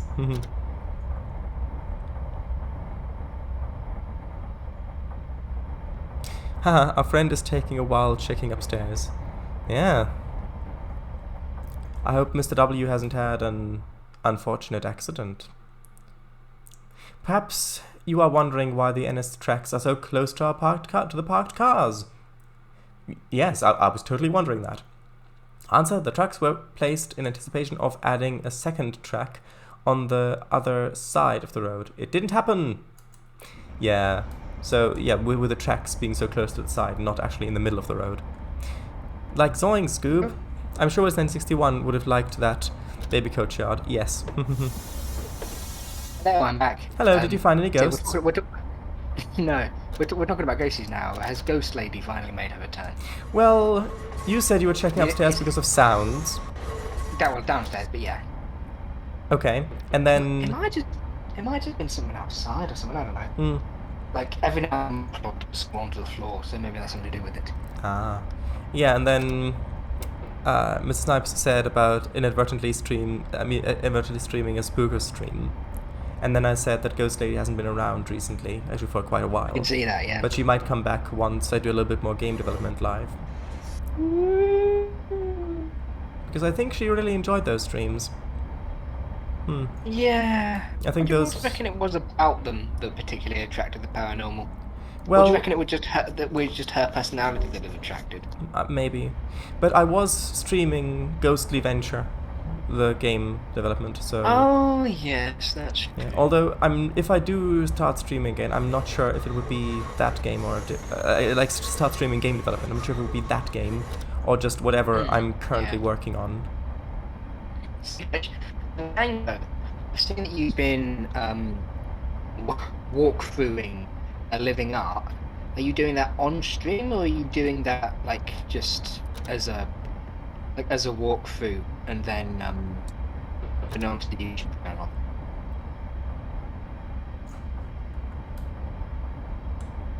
not on stream, and he's linked to you rather than me. But yeah, I did wonder because I've seen it in a couple of the self promo stuff.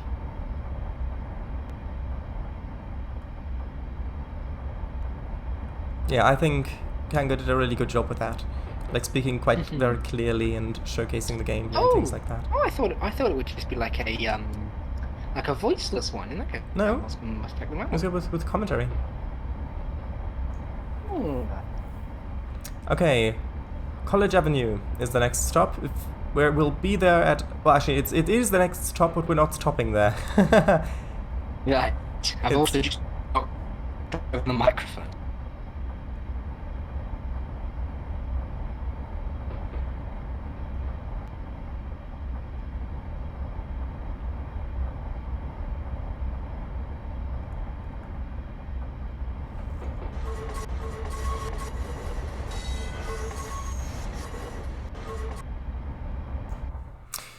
College Avenue is a flag stop for the Sacramento Northern. Since we are within the key systems territory, we can only pick up passengers traveling east and discharge passengers when going west. The tracks crossing on the college belong to one of the many local streetcar routes of the East Bay Street Railway. This line runs between downtown Oakland and UC Berkeley. When traffic permits, continue on towards Rock Ridge, which means that I will need to slow down, apparently. Slow down. Kango says, I've pre-recorded all parts and I'm uploading 2 a day, blimey. Kango says, yep, all commentated. 8 yeah, take it. We've got the green light. Hey! I had a voice like that. And they're like 4 acts, I think you call them, in Living Art? Like 4 acts, 4 yes. different locations. Well, 4 acts and then the ending act, which is just one large level. Yeah. So 5 in total, technically. Yeah. I did you see the 1.1 game update for Living Art?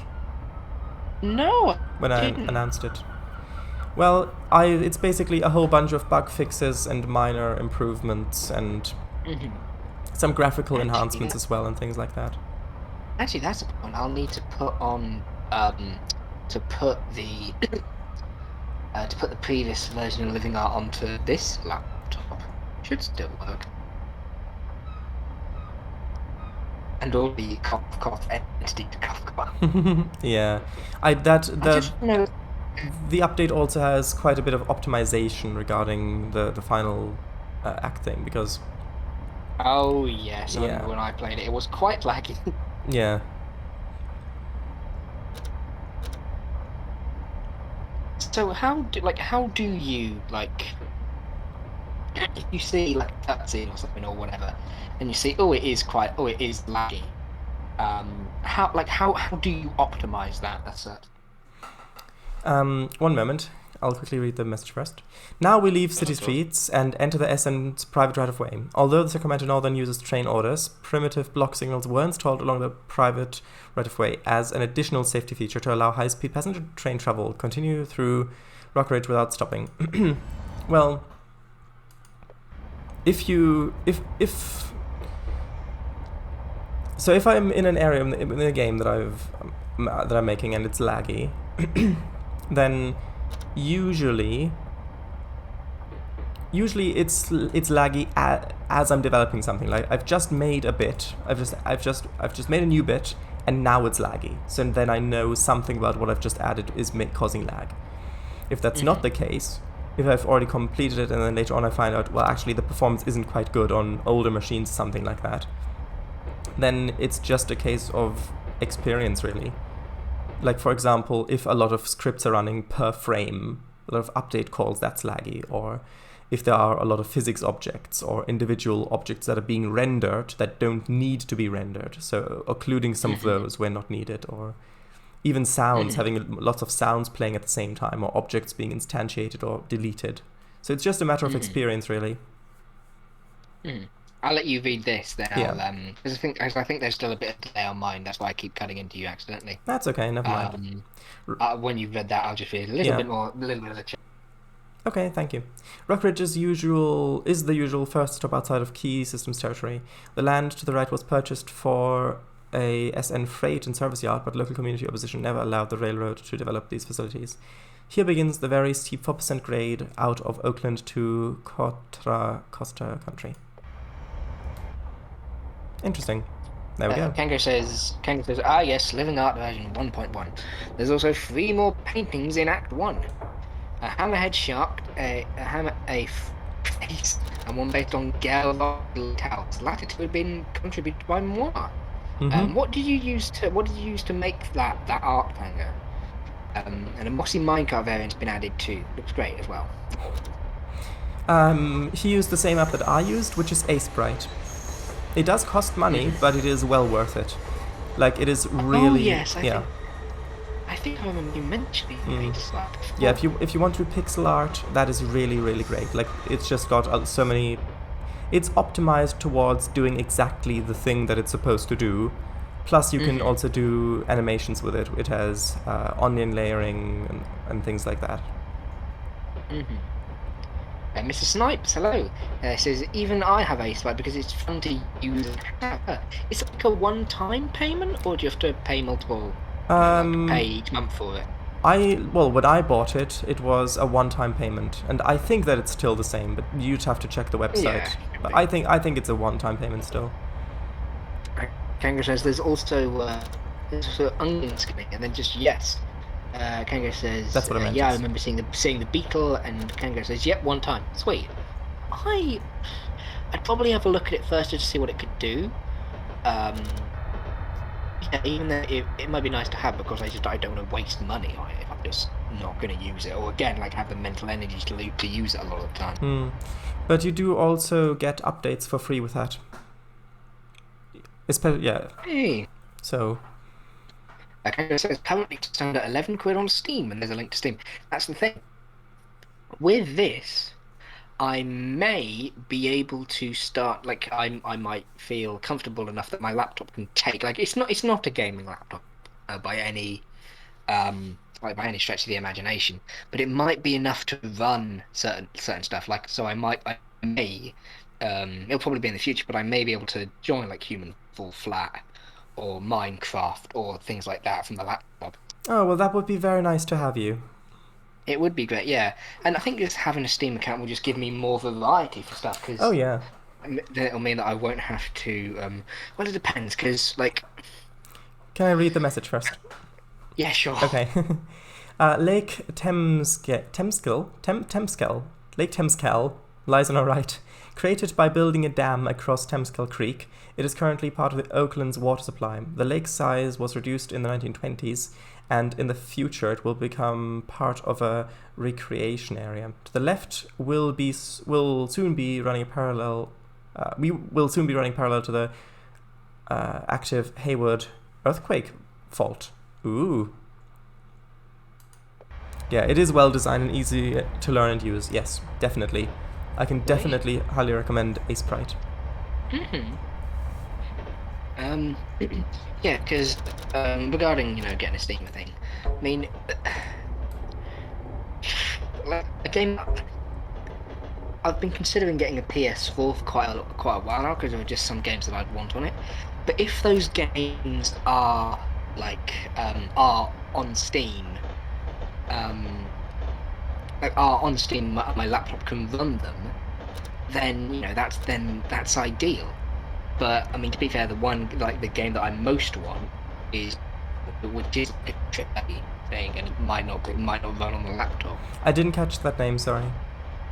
Blood from Software. People who yeah. made Elden Ring and Dark Souls. Kango says a Human Fall Flat's Twitter account. I think that's the new level we'll be getting this week. Oh. And Kango Fanker says Bloodborne. Yeah, I mean, From Software games I've got like the From Software ones. I've got Demon Souls, Dark Souls 1, and Dark Souls 2. I've not played any of those things so far. Yeah, one of the two main benefits of Steam is, well, one, that you get updates for the games, and you can just automatically download them through Steam. And two, a lot of games have Steam Workshop support, where if you want to mod the game, all you've got to do is go to the workshop page on Steam and click subscribe, and then it automatically downloads and installs the mods, and you can manage them on there and with collections and things. Yeah. Nope, I've blanked. Never mind. That's okay, so has this check. We are entering the Montclair district of Greater Oakland. Montclair is a small residential area that will eventually grow to become a significant population center. We will soon pass its commercial downtown to the right. Oh, those couple of buildings there, I see. You missed my giggle fit. The one when you posted that video of with the guy sliding down the helmet and his really long spiky helmet hitting it repeatedly whilst going down. I think that was it, yeah. Did I ever send you that video, Jack? Yes. I don't Yeah. think I No, yeah. That was quite funny. It was quite like it was almost a bit Monty Python. Yeah, true. I was sent in the shower like Discord. Ah, right. 2 years ago, blimey.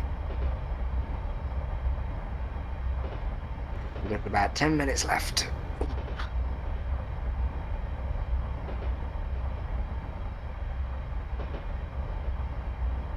Yeah, you can see now we're getting into some nice hilly countryside.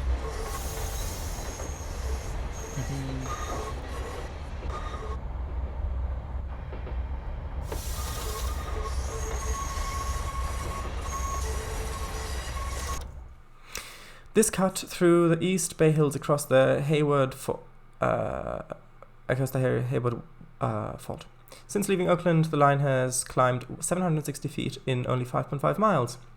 The Melon Cut, as it was called, allowed the SN to enter Shepherd Canyon, leading to a 3,200-foot tunnel, giving the SN access to Contra Costa country. The other railroads serving the Bay Area chose to avoid these hills by placing the tracks along the shoreline. We will soon be taking the passing siding at Havens. Stop at the shelter. Ah, okay. What will you do with Part 4, Shardais? Well, there are two options. Either I'm going to deliberately go over time and play it now, which I'm not sure that I want to do.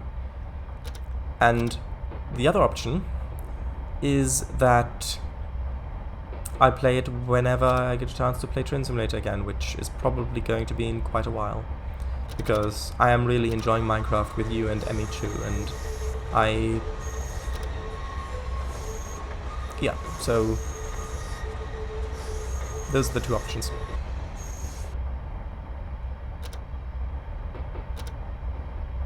Hello, Mickey, welcome. We're in the countryside now. Lots of nice hills around the place. Hello, Mickey.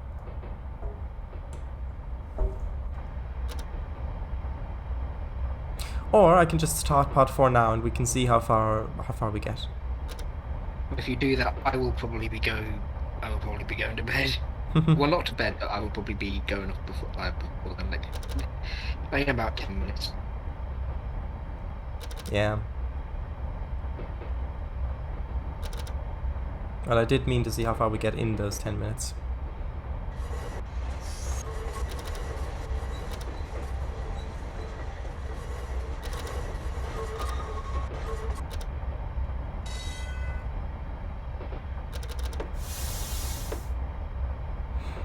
Okay, here is the halt.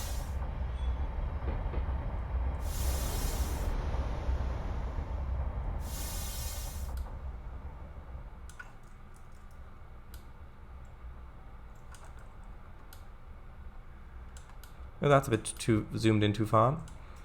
There we go. It's quite a nice shot, although I'm probably gonna use the one within the town limits as a thumbnail.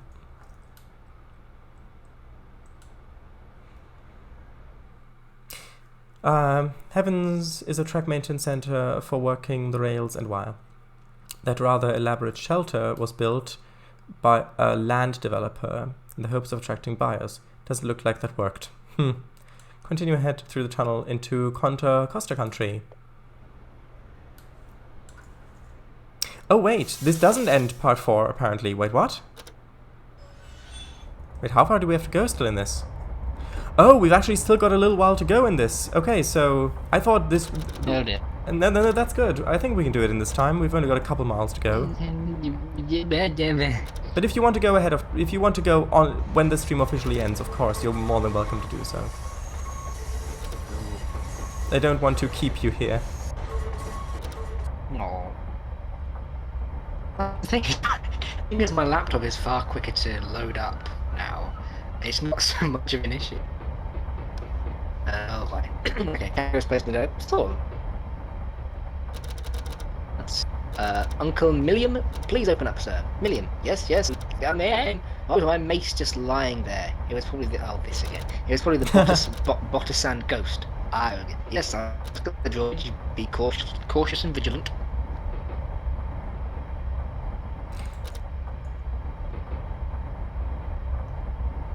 Okay, we're entering the tunnel.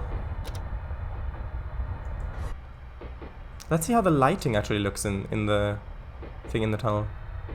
Okay, well there's no... Okay, it's fine. Oh, and here you can see it looks like that. Is that all already on, the cab light? Yes, it is. Good. And that light? The headlight? Is that on? Ah, now it is. Good. It wasn't before.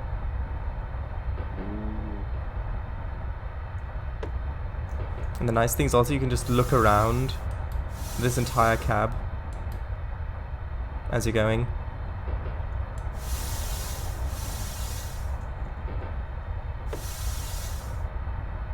We can actually speed up to 80 miles an hour after the tunnel. Blimey.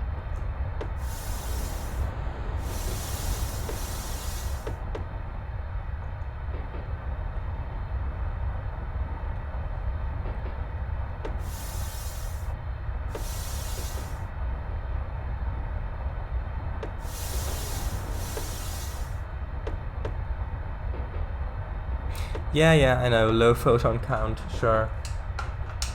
There you go.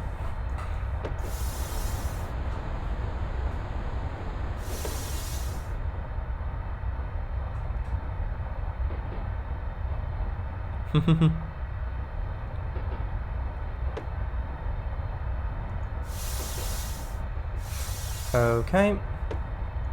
Exiting the tunnel, and then we'll accelerate. Although it's situated at the top of beautiful Redwood Canyon, Eastport instead takes its name from being at the tunnel's eastern end.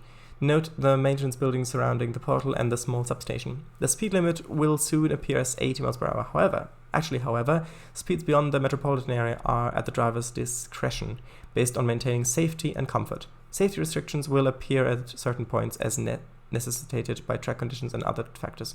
This is not unusual for US interurban systems. So yeah, we've just basically, we can go as fast as we deem safe. Nice. Kangaroo says clank. Is it down? Yes, it is indeed. A low photon count detected.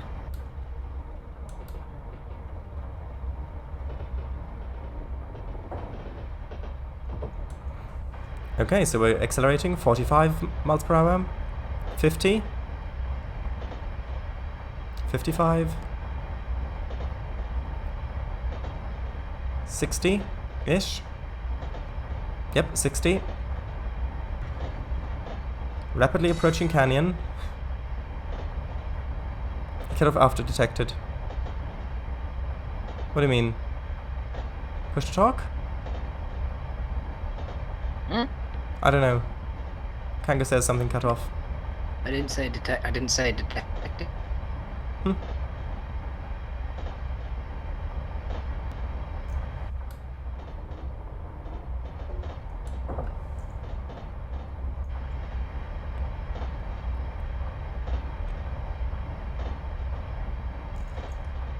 Okay, so we've got one go via, and then we've got this top after that. Yeah, I know, I did read it completely, but I just didn't read it out loud completely. Low photon count detected. Mate, yes.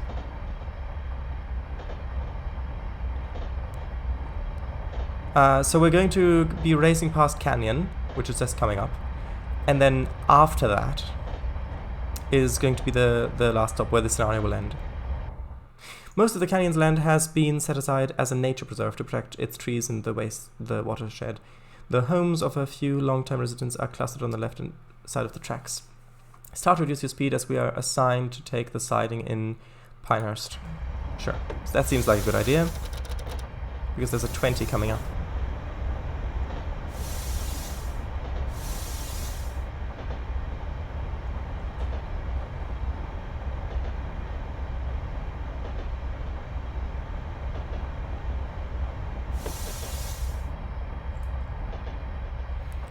Oh wait, request is out passing the danger denied? Is there an actual signal coming up here? Let's quickly save. Would like to live in a town called Prunestead.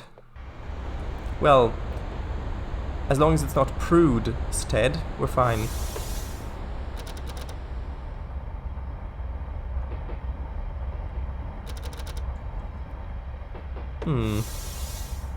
I wonder, can we... It looks like we... Do we need to... We might need to stop here and switch the signal, the junction manually, thinking about it.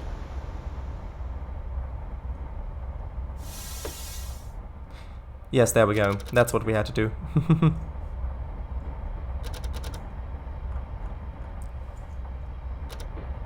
By the way, you can switch the junction in front of you by pressing G in the game. And I think Shift G for the junction behind you. And you can see there's a little steeple cab, freight locomotive, like the little electric freight in front of us.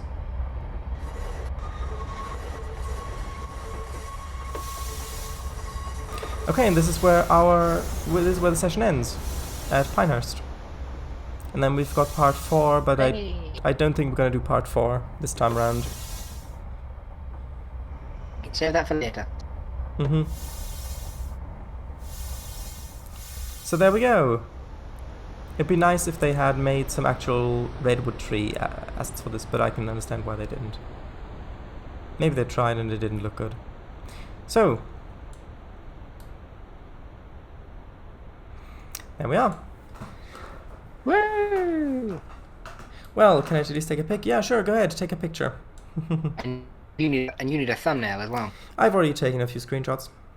This is a popular weekend excursion destination that generates much needed revenue for the SN. Here riders enjoy picnic grounds, a lovely creek, and all shaded by the dense coastal redwoods. We too will take a break here and continue in part 4 of our tour. Yes. Click, click, click. Sure. Did you see mine? Oh, feel free to go overtime. Well, part 4 will take 40 minutes. According to this, it'll take 40 minutes. It's up to you, Kango, really. By the way, Mr. W, if you want to go, you can feel free to go. Yeah, I might head off.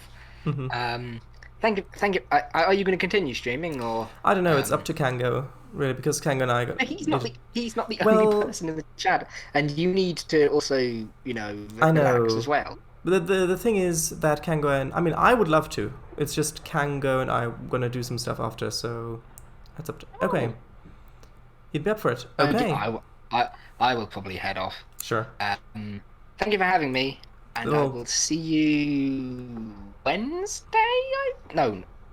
Possibly Wednesday, because the thing I have on isn't on, and either you or Kango streams.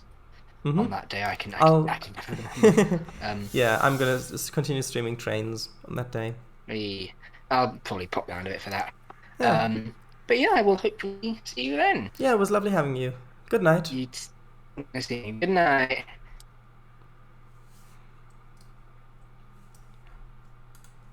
Okay. Well, Kango said, sure, I'd be up for it. So I'm going to finish the last scenario, the last part of the scenario, part 4. So here we go. Hope you enjoyed Pinehurst and the picnic provided by SN. Yes, it was lovely. Now we're off through Contra Costa country. The climate and rich soils make this an ideal place for raising fruits and nuts. Now, with freight service available for delivery to the growing East Bay, the local growers are prospering. As we descended out of the hills, there will be many sharp curves to negotiate, not negate. And as the motorman, it will be up to you to maintain a comfortable speed, often requiring reductions below the recommended safe posted speed. The F4 HUD is recommended. Sure, let's have a look. Let's see how this will go.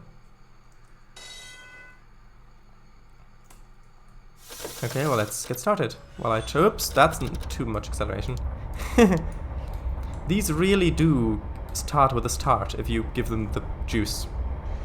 No, not that juice, like electricity I meant. Right, 40 minutes, no, yeah. Do the scenario times account for message pop-ups? Probably, yeah. I would assume. California orange juice? Perhaps. Oh, do you think that's why VGR left, in truth? Because this is in California? I'm joking.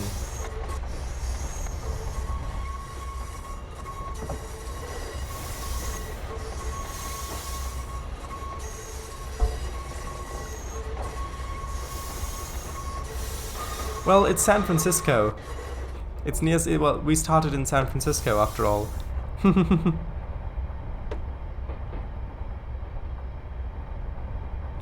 But it is quite a nice countryside.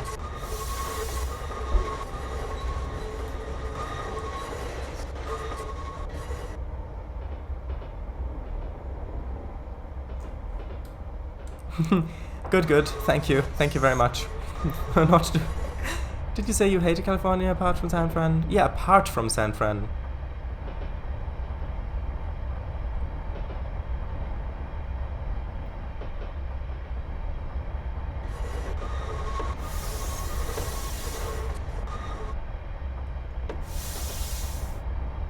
But this is on the other side of the shore. Oh no! It's in Oakland! Everyone run for the bunkers! Oh no!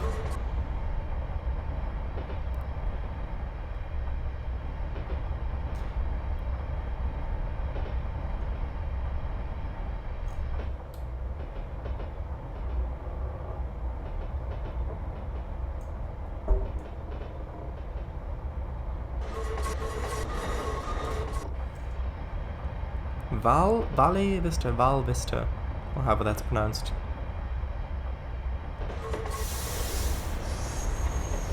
Yeah, you do really have to slow down below the recommended speeds at the bottom, below the speed restrictions, for a comfortable ride with this.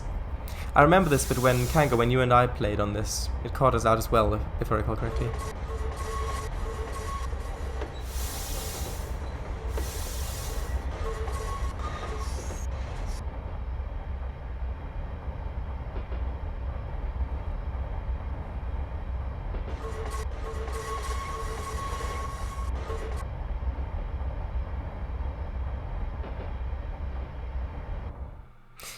Aptly named Vale Vista, gives an overview of the local growers. Gives an overview of how local growers have tapped the runoff from the hills to irrigate their extensive orchards. The first major settlement is named Moraga after the Mexican family who received a land grant for this area. As you pass through town, look to the left behind the depot for the unusually ornate Morgana Hotel, yet another attempt to encourage land sales. Locals refer to it as the barn. Yeah, you can see the orchards on the side there.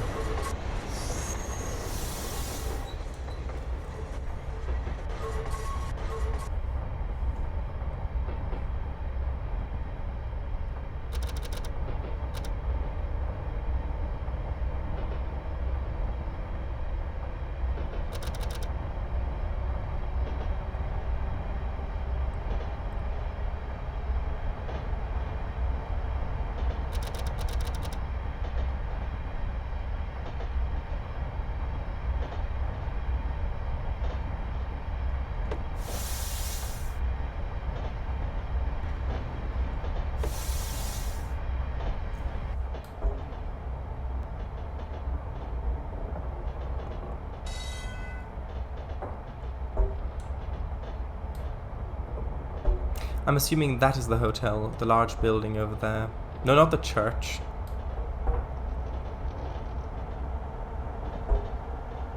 I'm assuming that building there. Interesting. Computer, transport all nuclear wires to the brig. To the brig.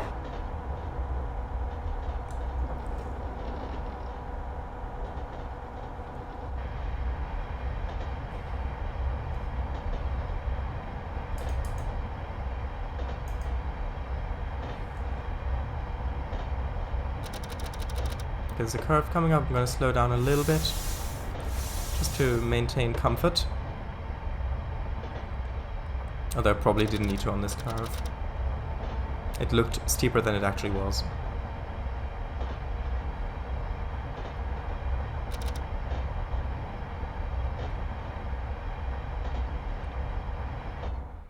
Ahead is St. Mary College, operated by the Christian Brothers. It was originally located in the Oakland, Berkeley area, but with the growth of the student body, the ease of transport, and the offer of 100 acres of free land, it relocated in 1927. The SN operates a daily round trip from San Francisco to St. Mary's, which we will see waiting on the siding to return commuting students home. There's a 45 limit coming up, which means we probably should go a little bit slower than 45. At least on this route. And there you can see it in the distance. I'm assuming that's it.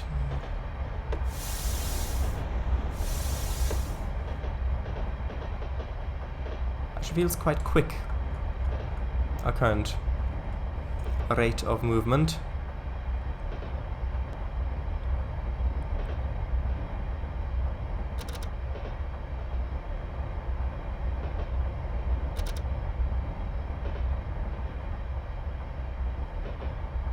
Can you press shift 2? Sure.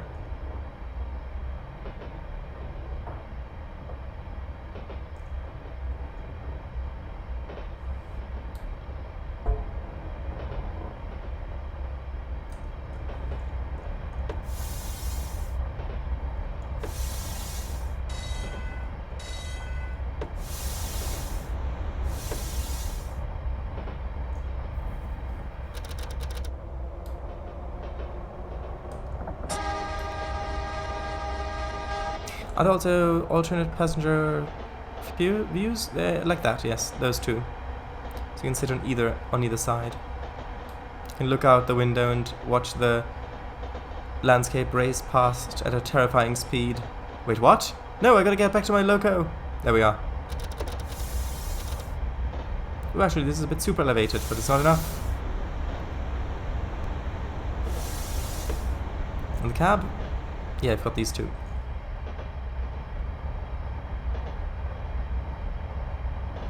Yeah, if you want to get a high score on these sessions, you do have to actually keep an eye on the curves to make sure you don't lose points to drive quality or lack thereof.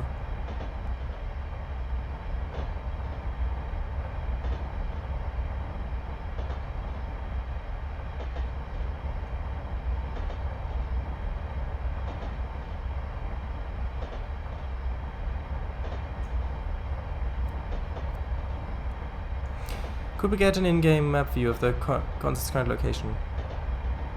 Sure, but I'm gonna have to brake first a little. Or a little bit more.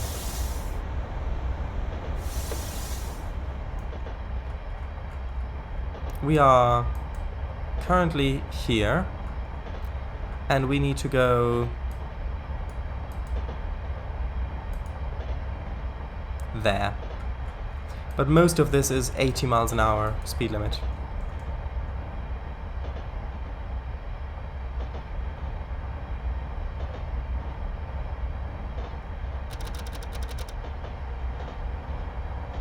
Mm-hmm.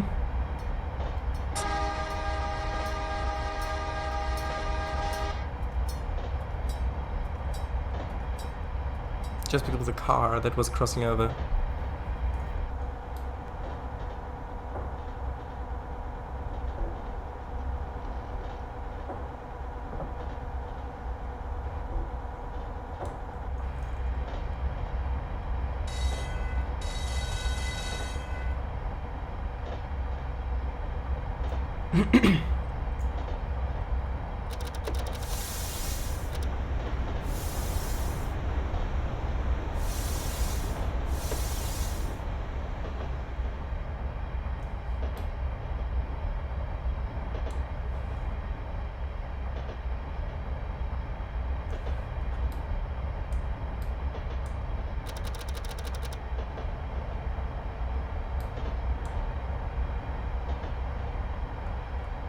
I really also like how Train Simulator does the cab sway, with the train literally bouncing around the tracks a bit.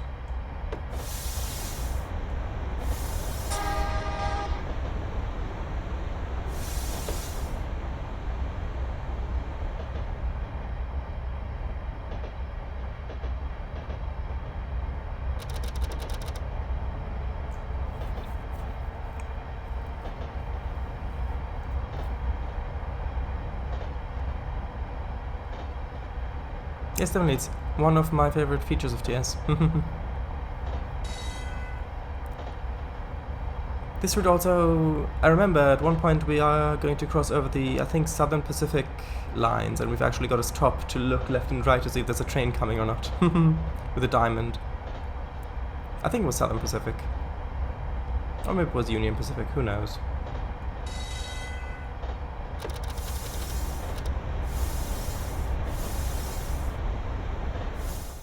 Coming up on our right is another one of the 6 electrical substations that provide DC power at 1,500 volts to the catenary wires between Oakland and Sacramento. SM purchases commercially available AC electricity and in these buildings converts it to DC for the railway. Ah.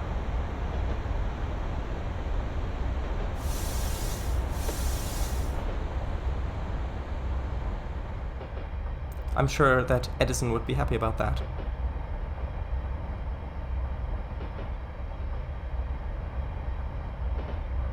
Or rather, Tesla, because of what is being purchased. No, because the AC-DC power. AC being purchased and turned into DC.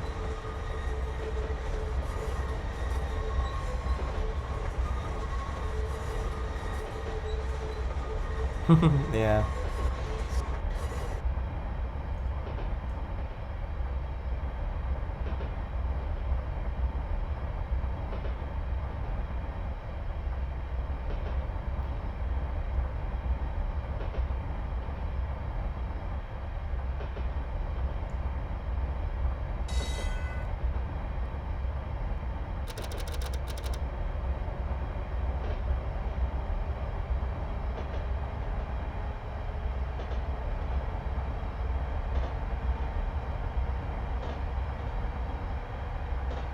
Nikola Tesla, yes. I'm aware.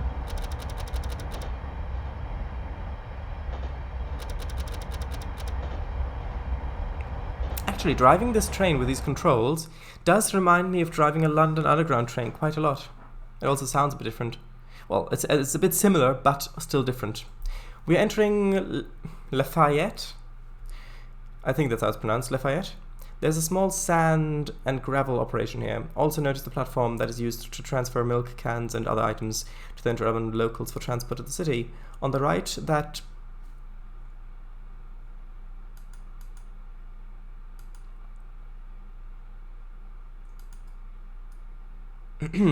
that tall wooden structure sitting beside those rails is a stand for working on the catenary wire.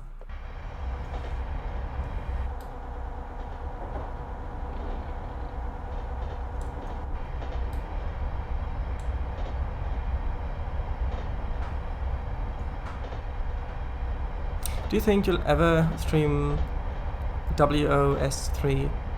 I mean, if I had it, and if it was running, then sure, why not?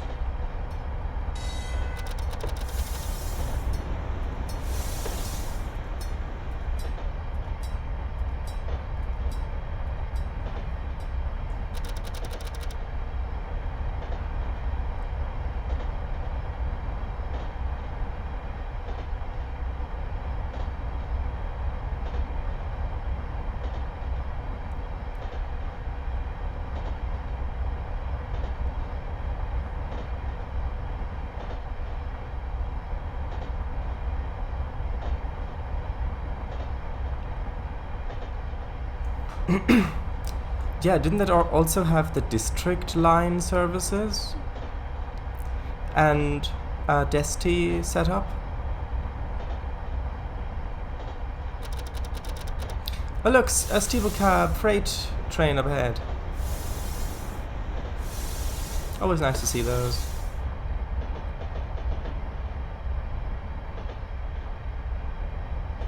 Yeah, which crashed the game when chosen. I know, I remember. Oh, actually, they've got a couple of bankers. Interesting. I guess they've got to get their funding somehow.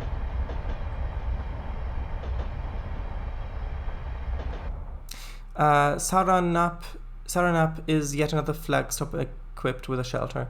The town was named after Sarah Neftali? Sarah Neftali, the mother of one of Essen's directors. This was the junction with the Essen's Danville branch, abandoned in 1957. Only the Y remains. Ah, well, you can see the Y on the right there.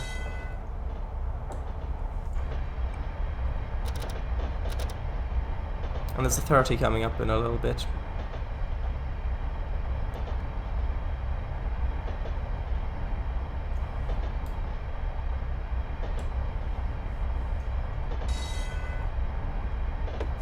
A 35. Sorry if I said 30. I meant 35. But the brakes on this train are really good. It accelerates quickly and it also brakes quickly. My theory, I repeat, theory, is that they had originally planned to feature the Circle Line, Hammersmith City Line and the District Line modeled all the units, but then lacked the time to do anything past... one moment. Anything past the Circle Line, and so made the two other routes AI only. But they forgot to remove part of the Desti options on the automatic antelope, so it's just ended up crashing the game. Yeah, that I think was also my theory. back when we had it installed, or something similar to it, I think. But yeah, it sounds quite likely to me. Also, let's quickly save. Walnut Creek, west.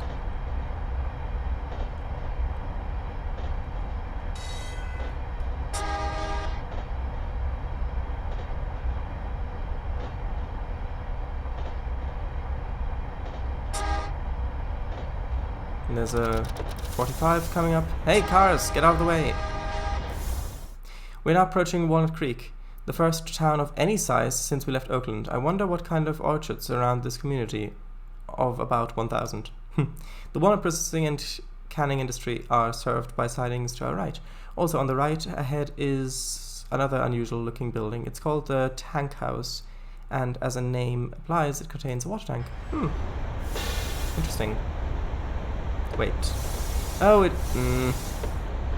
Yeah, it's always the thing when I apply brake, when I hold a button down when a message appears, then even though I release the button when the message is there, it doesn't count it. It's like it's still holding the button even after I close the message. Bye-bye, Miki. Thanks for stopping by. Good night.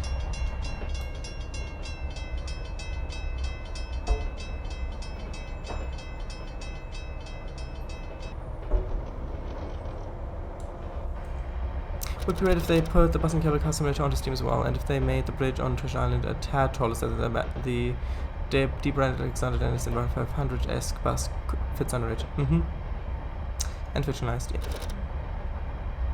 Bye-bye. Well, me and Caro gotta go. Well, bye-bye. Thank you for stopping by as well. It was nice having you.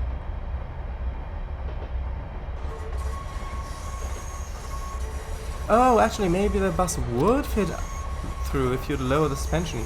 Was that a thing you could do in the game?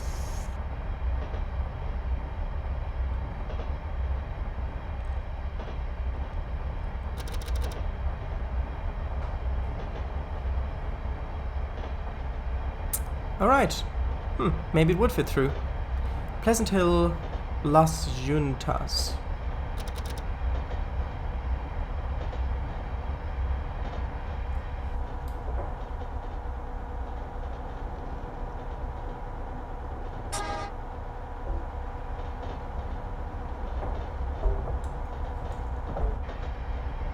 There was definitely kneeling, and I'm 99% sure there's suspension stuff too. I don't recall that. Prob's already gone, but still. How's the storm going? Alright, I see.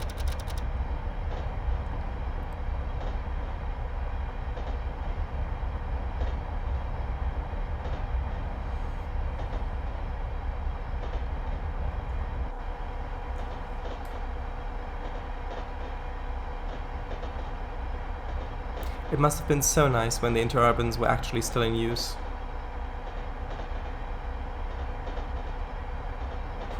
Because the thing is that these Interurbans, a lot of them went faster than modern American passenger services. A lot of modern passenger services.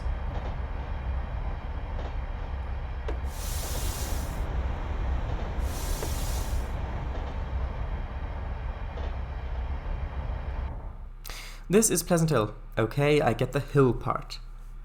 We have moved into a region where grazing for raising cattle and sheep will be another major commercial activity. Just ahead is Las Juntas, the junction where the southern, or Las Juntas? I don't know, where the Southern Pacific San Ramon Valley line. The name predates both of the railroads. The junction refers to the confluence of two streams. SN refers to the siding here as sparkle. The origin of the name is not clear, but it might have something to do with those blue flashes above us. Or maybe because the river is sparkling. Who knows? The SN-SP junction is an uncontrolled crossing, and since SP was here first, it is our responsibility to stop and confirm that no traffic is approaching before passing. See, I told you there was a thing like that. Faster than the Acela? No, not when it's actually going at a good speed.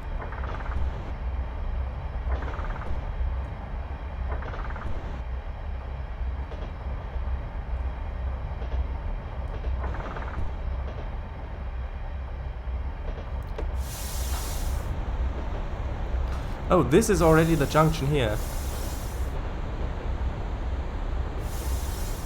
In that case, okay, there's nothing coming there, there's nothing coming there. Okay, so we've stopped to look out for trains. Okay, that way's clear. And that way's clear. I guess we can continue. I didn't realize that it was that close. I thought there was a little bit more distance to it.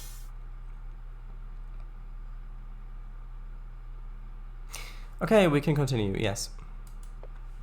Well, I'll go up.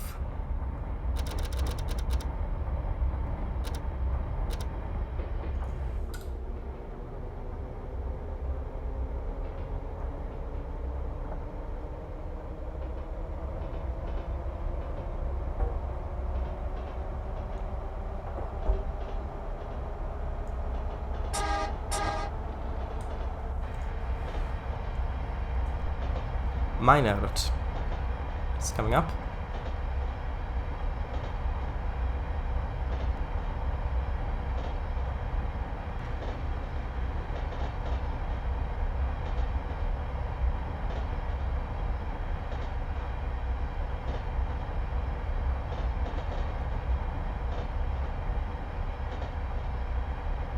Look, they even bothered to put in the zigzagging of the catenary.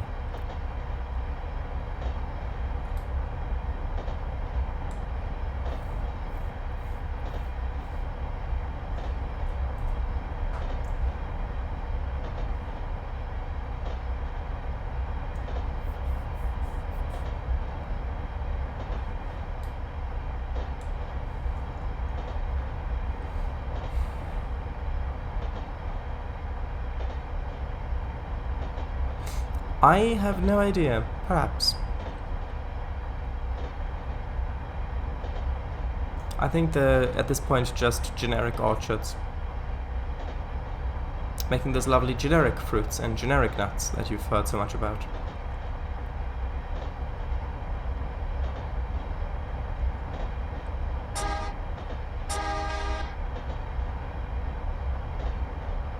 Generic nut cream, yeah, exactly.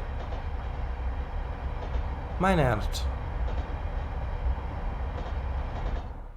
Meinert is another junction for an abandoned branch line. Until 1920, the Walwood branch ran eastward, serving several small agricultural communities in the shadow of Mount Diablo, 3,849 feet. You should be able to make out the peak on this clear day. Ah. Oh yes, on to the right there, I'm assuming. Yeah, see, even though this is in 1939, where interurbans were still very, very common, there were already branches that had been closed and cut off and things like that. Spreads well into generic salads and generic desserts. Oh, deserts, sorry. The wood on the inside of the train, is that pecan wood or maple? I don't know. Maybe teak, I don't know. It did say deserts, not deserts. I know.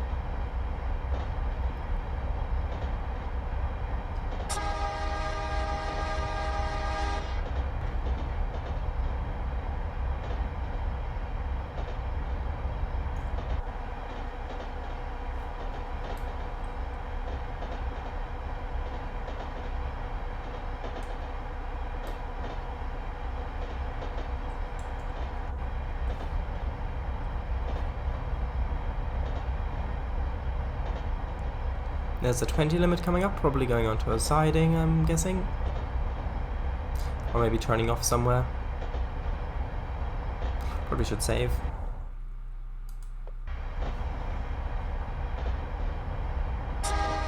If you were going to model one of these for 2019, do you think you'll design it yourself?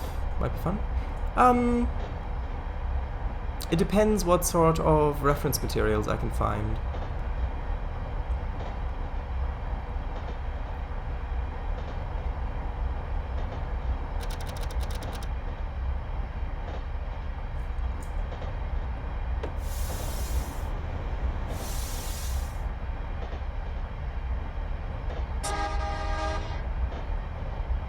Could use this for reference and then design one based on that? Maybe. I don't know. I'd have to look into what sort of designs there were.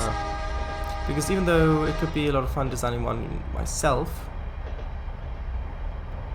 it might be more useful if I made one that actually existed, because then other people could also use it from the DLS to maybe recreate real life sections of things like that maybe. But I don't know. I do not know.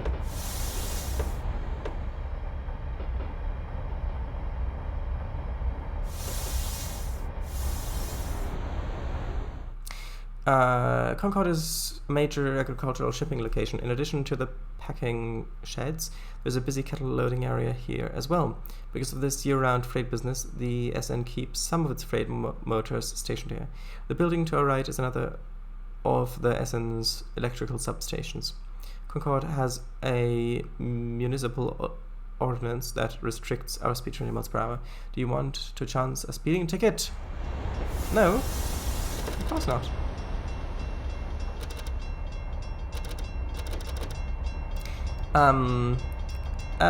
Anyone could use it or reskin it, right?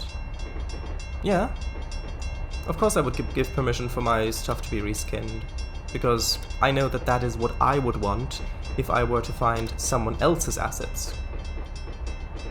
I've heard about walnut leaf tea, but this is ridiculous. Actually I haven't. Well, then it's even more ridiculous. You've not heard of walnut leaf tea?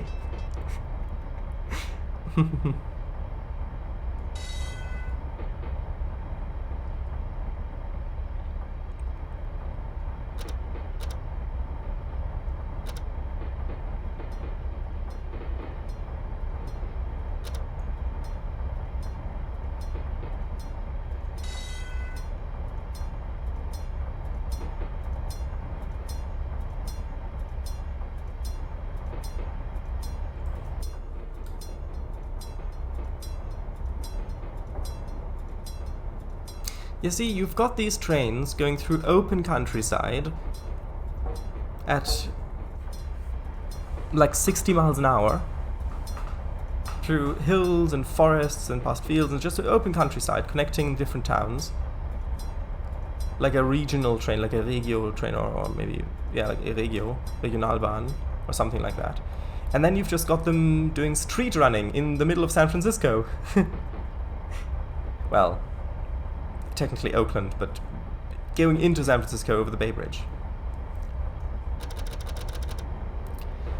Dixon actually did say that all his stuff, I believe, is reskinable without required permission, which I think was very kind of him. Oh, I see. Seems really fun, yeah. Oh, I had no idea that his stuff, all his stuff was reskinable without permission. But I guess either that is a thing you would have to double check by asking him or checking the descriptions of his assets.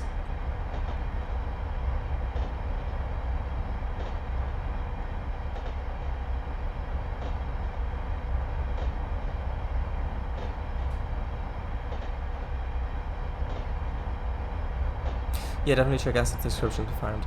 Or ask the author, of course. Which I would suggest doing either via email or via the train's private message thing, just so you've got some written evidence. Which probably won't be necessary, but it's good to have it still. And then if you have a policy about always having written evidence in whenever doing something like that, then you won't be put in a situation where it's like, wait, you didn't want written evidence from that guy, but you do want it from me? Don't you trust me? No, because that way you could say, no, I just always need written evidence for these things. It's just a policy, which always needed. There's no gradient there.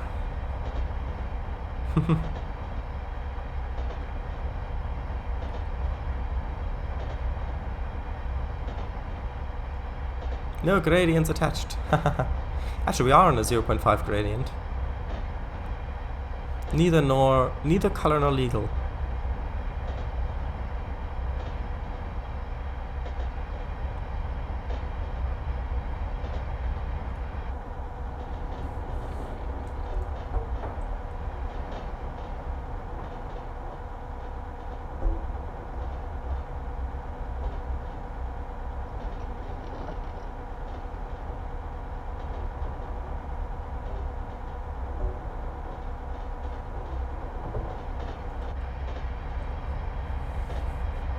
Bates Road. Stop. Eastbound something crossing. Wait, so I guess... Wait, do we need to actually stop there? It says stop. So I'm gonna slow down.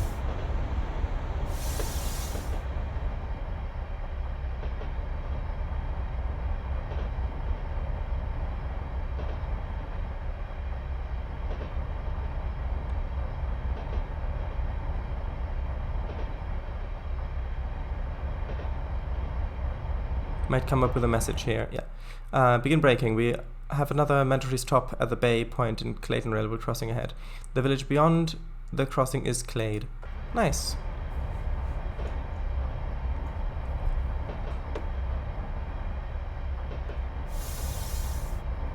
Still got a quarter of a mile to go. Clade? No, the Y. It was with the Y. Clyde. Right, there you go.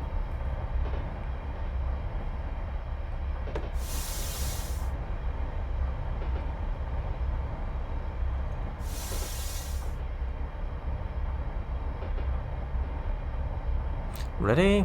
Always.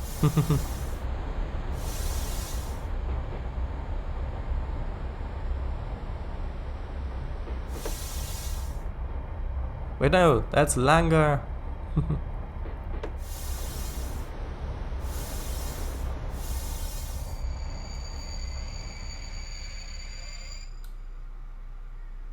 Can't really see anything back there. Can't see anything over there. My guess is we're good to go.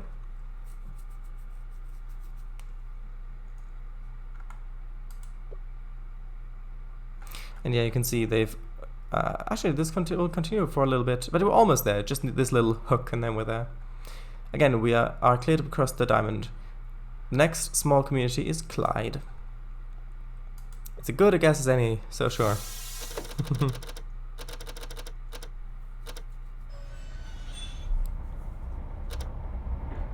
Yes, but the looks of things, this railway will stay by our side until we get to our finishing, our destination.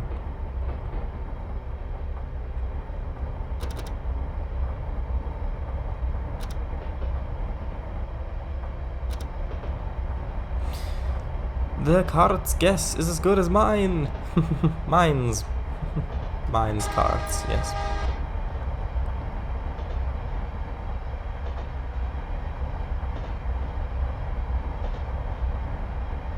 You can see the tracks still on the left there. As mine's, yes.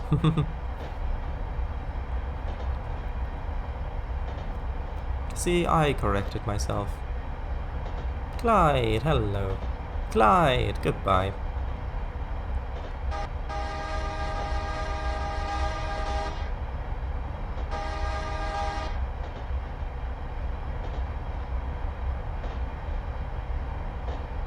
Port Chicago West, and then Port Chicago. Do we need the bell? There you go. It's a gong, really. I have seen those X signs, which normally mean sound the bell, but I'm not sure if that's what they mean on this railroad. They might just mean the whistle.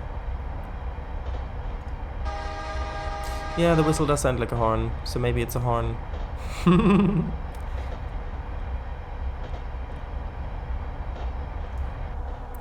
Yeah, now you can see we're starting to get into a little bit more of a wetland area, I think, as we're getting down close to the water.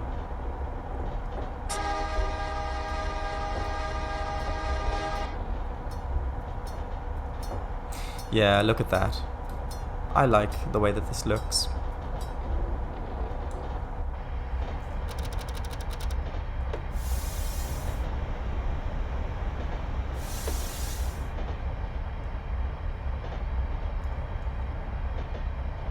Okay, so this, I'm guessing, is that right-hand turn, so now we're going to go straight for a bit and then turn left. Ahead is Port Chicago, the site of a rail yard that serves as an interchange point with the Atchison, Topeka, and Santa Fe Railroad. In fact, the Sacramento Northern shares the Port Chicago passenger station with the ATSF. The Port Chicago was originally known as Bay Point, and only recently, 1931, changed its name in an attempt to foster development. Yes, we shall call this place Chicago. Wait, no, that already exists. Port Chicago. Legally different. That'll make them come. ATSF, not SP. What do you mean? Did I accidentally say SP? I thought I said ATSF. Dramatic reaction. Recreation, yes.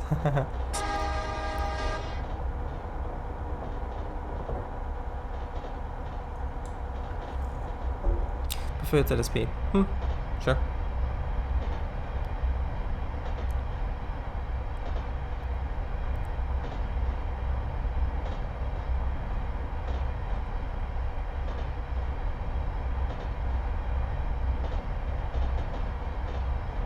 Wait, no, this bit is about 2 hours ago.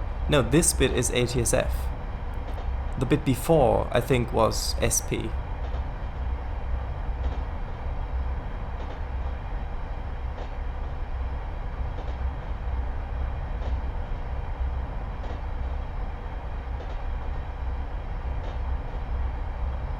I think the first line we crossed, the first diamond, I think that one was SP.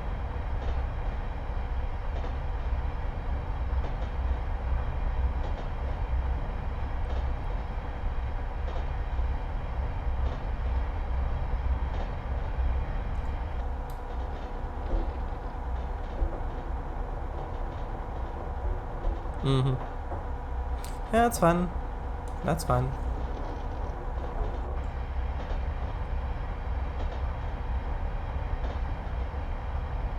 Yes, nice roof-mounted mountain ladders. Yes. Yeah, probably too adjust the trolley pole, would be my guess.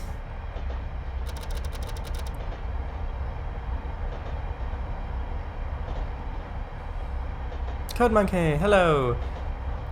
We haven't got long left in the stream. We've only got a few more miles to go to our final destination. But this is the Sacramento Northern Railway. The Interurban route. It goes from San Francisco up to wherever this place is.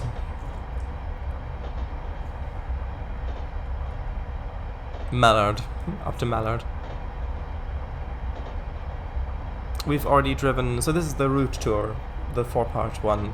We've already driven the first 3 parts, and this is the 4th and final part. I would like to also do a bit of the freight stuff, but I don't have time today, and...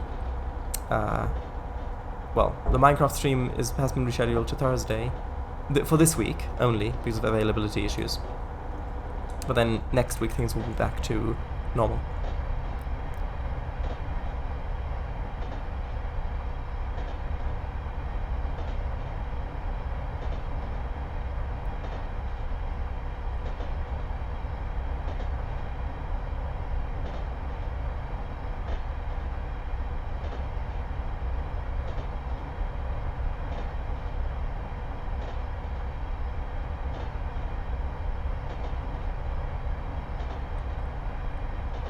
Maybe after my PSM and pod streams? PSM. Psychosymptomatic manipulation. PSM. What do you mean? And pod 2 streams, you could do TS on Thursday if you wanted to. I don't know. Can't really stream at the same time because we would be next to each other and would be confusing if I were to speak on your stream and you were to speak on my stream, if we were to stream 2 separate things at the same time like that. McAvoy is a small community. SN Sacramento Northern uses the sidings here to arrange east-west passings of its trains, and a small amount of freight is exchanged with the Southern Pacific here. See the Southern Pacific as well.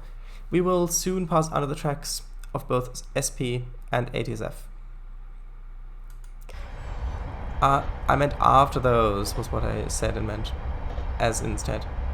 Well, we can talk about it if you want to. We can talk about it after the Pulse 7 instead of my Thursday slot. I don't know. We'll talk about it.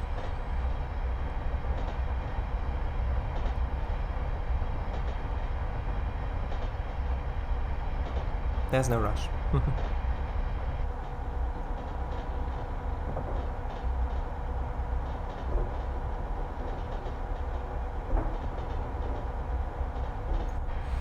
Okay, so then there's 30 limit. Let's quickly save. Sure, I should be online on Discord after the stream for quite a few hours, so... Well, what does that have to do with anything? Wink wink.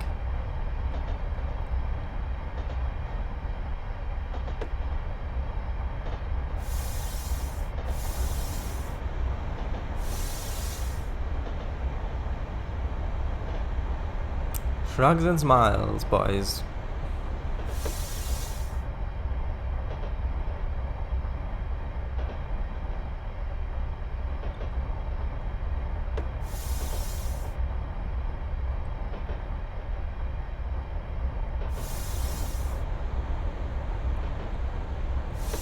Very nice to read this. Yes, it is, isn't it? Bye-bye, TSF line. Yeah, well, we're going to pass underneath it in a moment, as well as the Southern Pacific line.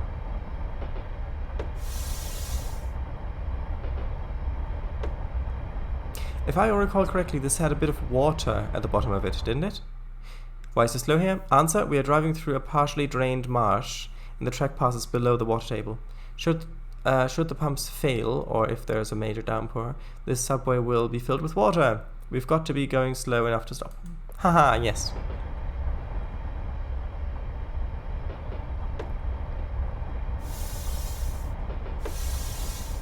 Oh, yes, I remember now. Oh, yes, you were right.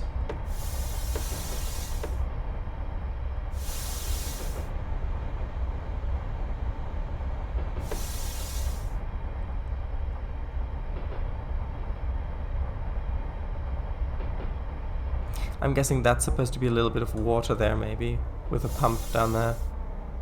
Oh, who knows? Or maybe it's coming up here. I thought there was a little space with a bit of water, but maybe I was just remembering the message and maybe just remembered imagining it.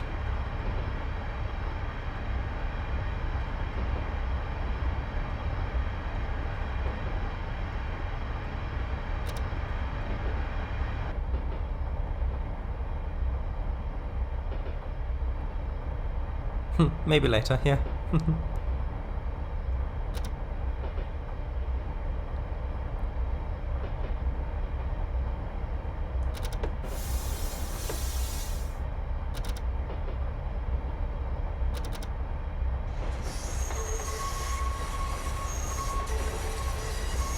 I've just been flying virtual planes and watching. Just landed safely. Phew. Well, congratulations. I hope you didn't have to use a blow-up doll to land safely. But yeah, the Interurban train stuff does sound very exciting. Could model multiple lengths of cars too. Do you mean you could do that? Or what do you mean? At West Pittsburgh? No, there's no H. The line breaks to the left to take us up to Suisun Bay. So we've had Port Chicago, and now we've got West Pittsburgh without a H. There our train will be loaded aboard a ferry about the ferry Ramon for an 11-minute ride across the bay to Chips and then on to Sacramento. The line straight ahead is the branch line to the industrial city of Pittsburgh, California. The city's original name was Black Diamond, since it started as a coal mining center. More recently, its namesake steel mill was built there. SN runs a shuttle service to meet the scheduled mainline trains here at the junction. But yeah, the Interurban trains... Miss Snipes, congratulations, here come the test results. Congratulations, here come the test results. You are a great pilot. That's what it says. A great pilot. We weren't even testing for that. Wait, no, we were. Chips. Yes.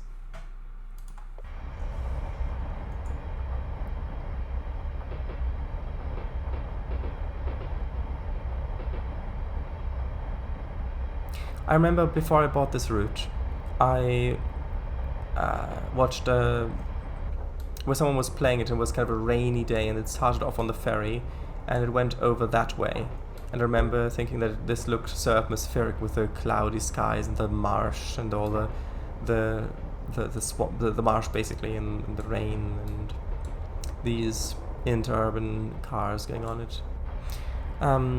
Yay, thanks for reading. And the voice too. Yeah, I could work on a fictional interurban train model. Don't want to forget about my national, but I could perhaps do it. Well, at the moment, I've got quite a few other things going on and planned. So, but when and if I return to the interurban route, we can discuss it. But at the moment, I don't really need it because I'm not working on that route at the moment. We can go 80 here, but there is a 15 and a 5 coming up.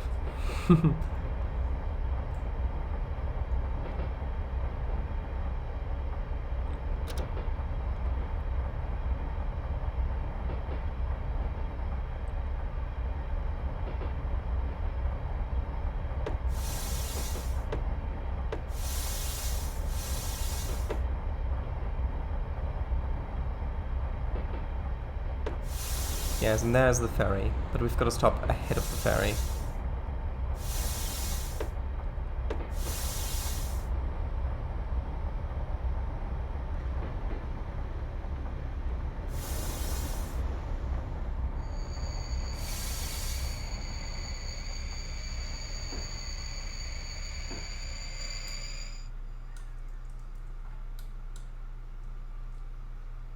Yeah, so you can see the ferry back here.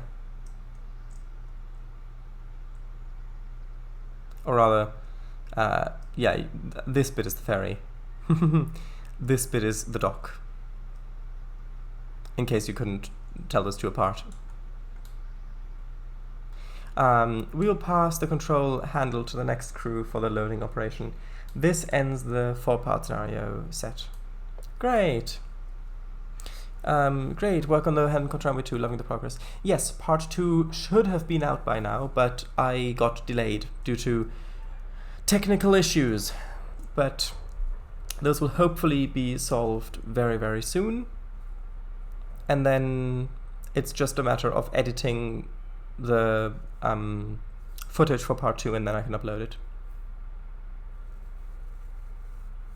Would have been nice if they had let you onto the ferry, but it's fine. Okay, looking forward to it, great. And I actually got a gold star that time. I only had a silver star before. Yeah, and this one is the night one with the steeple cab. Or evening at least.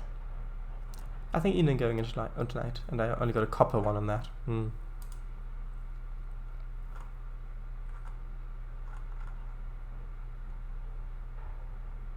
Anyway, copper? Yes. Or bronze, whatever. Bronze is mostly copper anyway. I guess I'm just used to role-playing terminology with coins. You've got the gold coins, the silver coins, and then the copper coins, usually. But here it's gold, silver, and bronze. I suppose it should just sound fancier than it actually is. But anyway, so, is it bronze? Yeah, brown tin, yeah, gotcha. Then you could call the silver a platinum. I could, but then wouldn't that be more valuable than the gold one? And so you would want to not get too many points so that you can get the platinum. Okay, shut down. There we go. So, right, so thank you all very much for watching. This stream, of course, will be archived, which I'm sure pretty much you know. Well, only the ones where you've got silver, obviously. Oh, right, I see. The ones where I've got gold, we call the other one silver. So yeah, got your gringlers and your janglers, and, well, a bunch in rich man's pockets. That's a big old bag. I'm not sure what that means, but sure. Good night. Bye-bye. Bye-bye. Good night. Maybe it's just a thing that Mr. Snipes had come up with on the moment. He does like to do that. Good night. Bye-bye.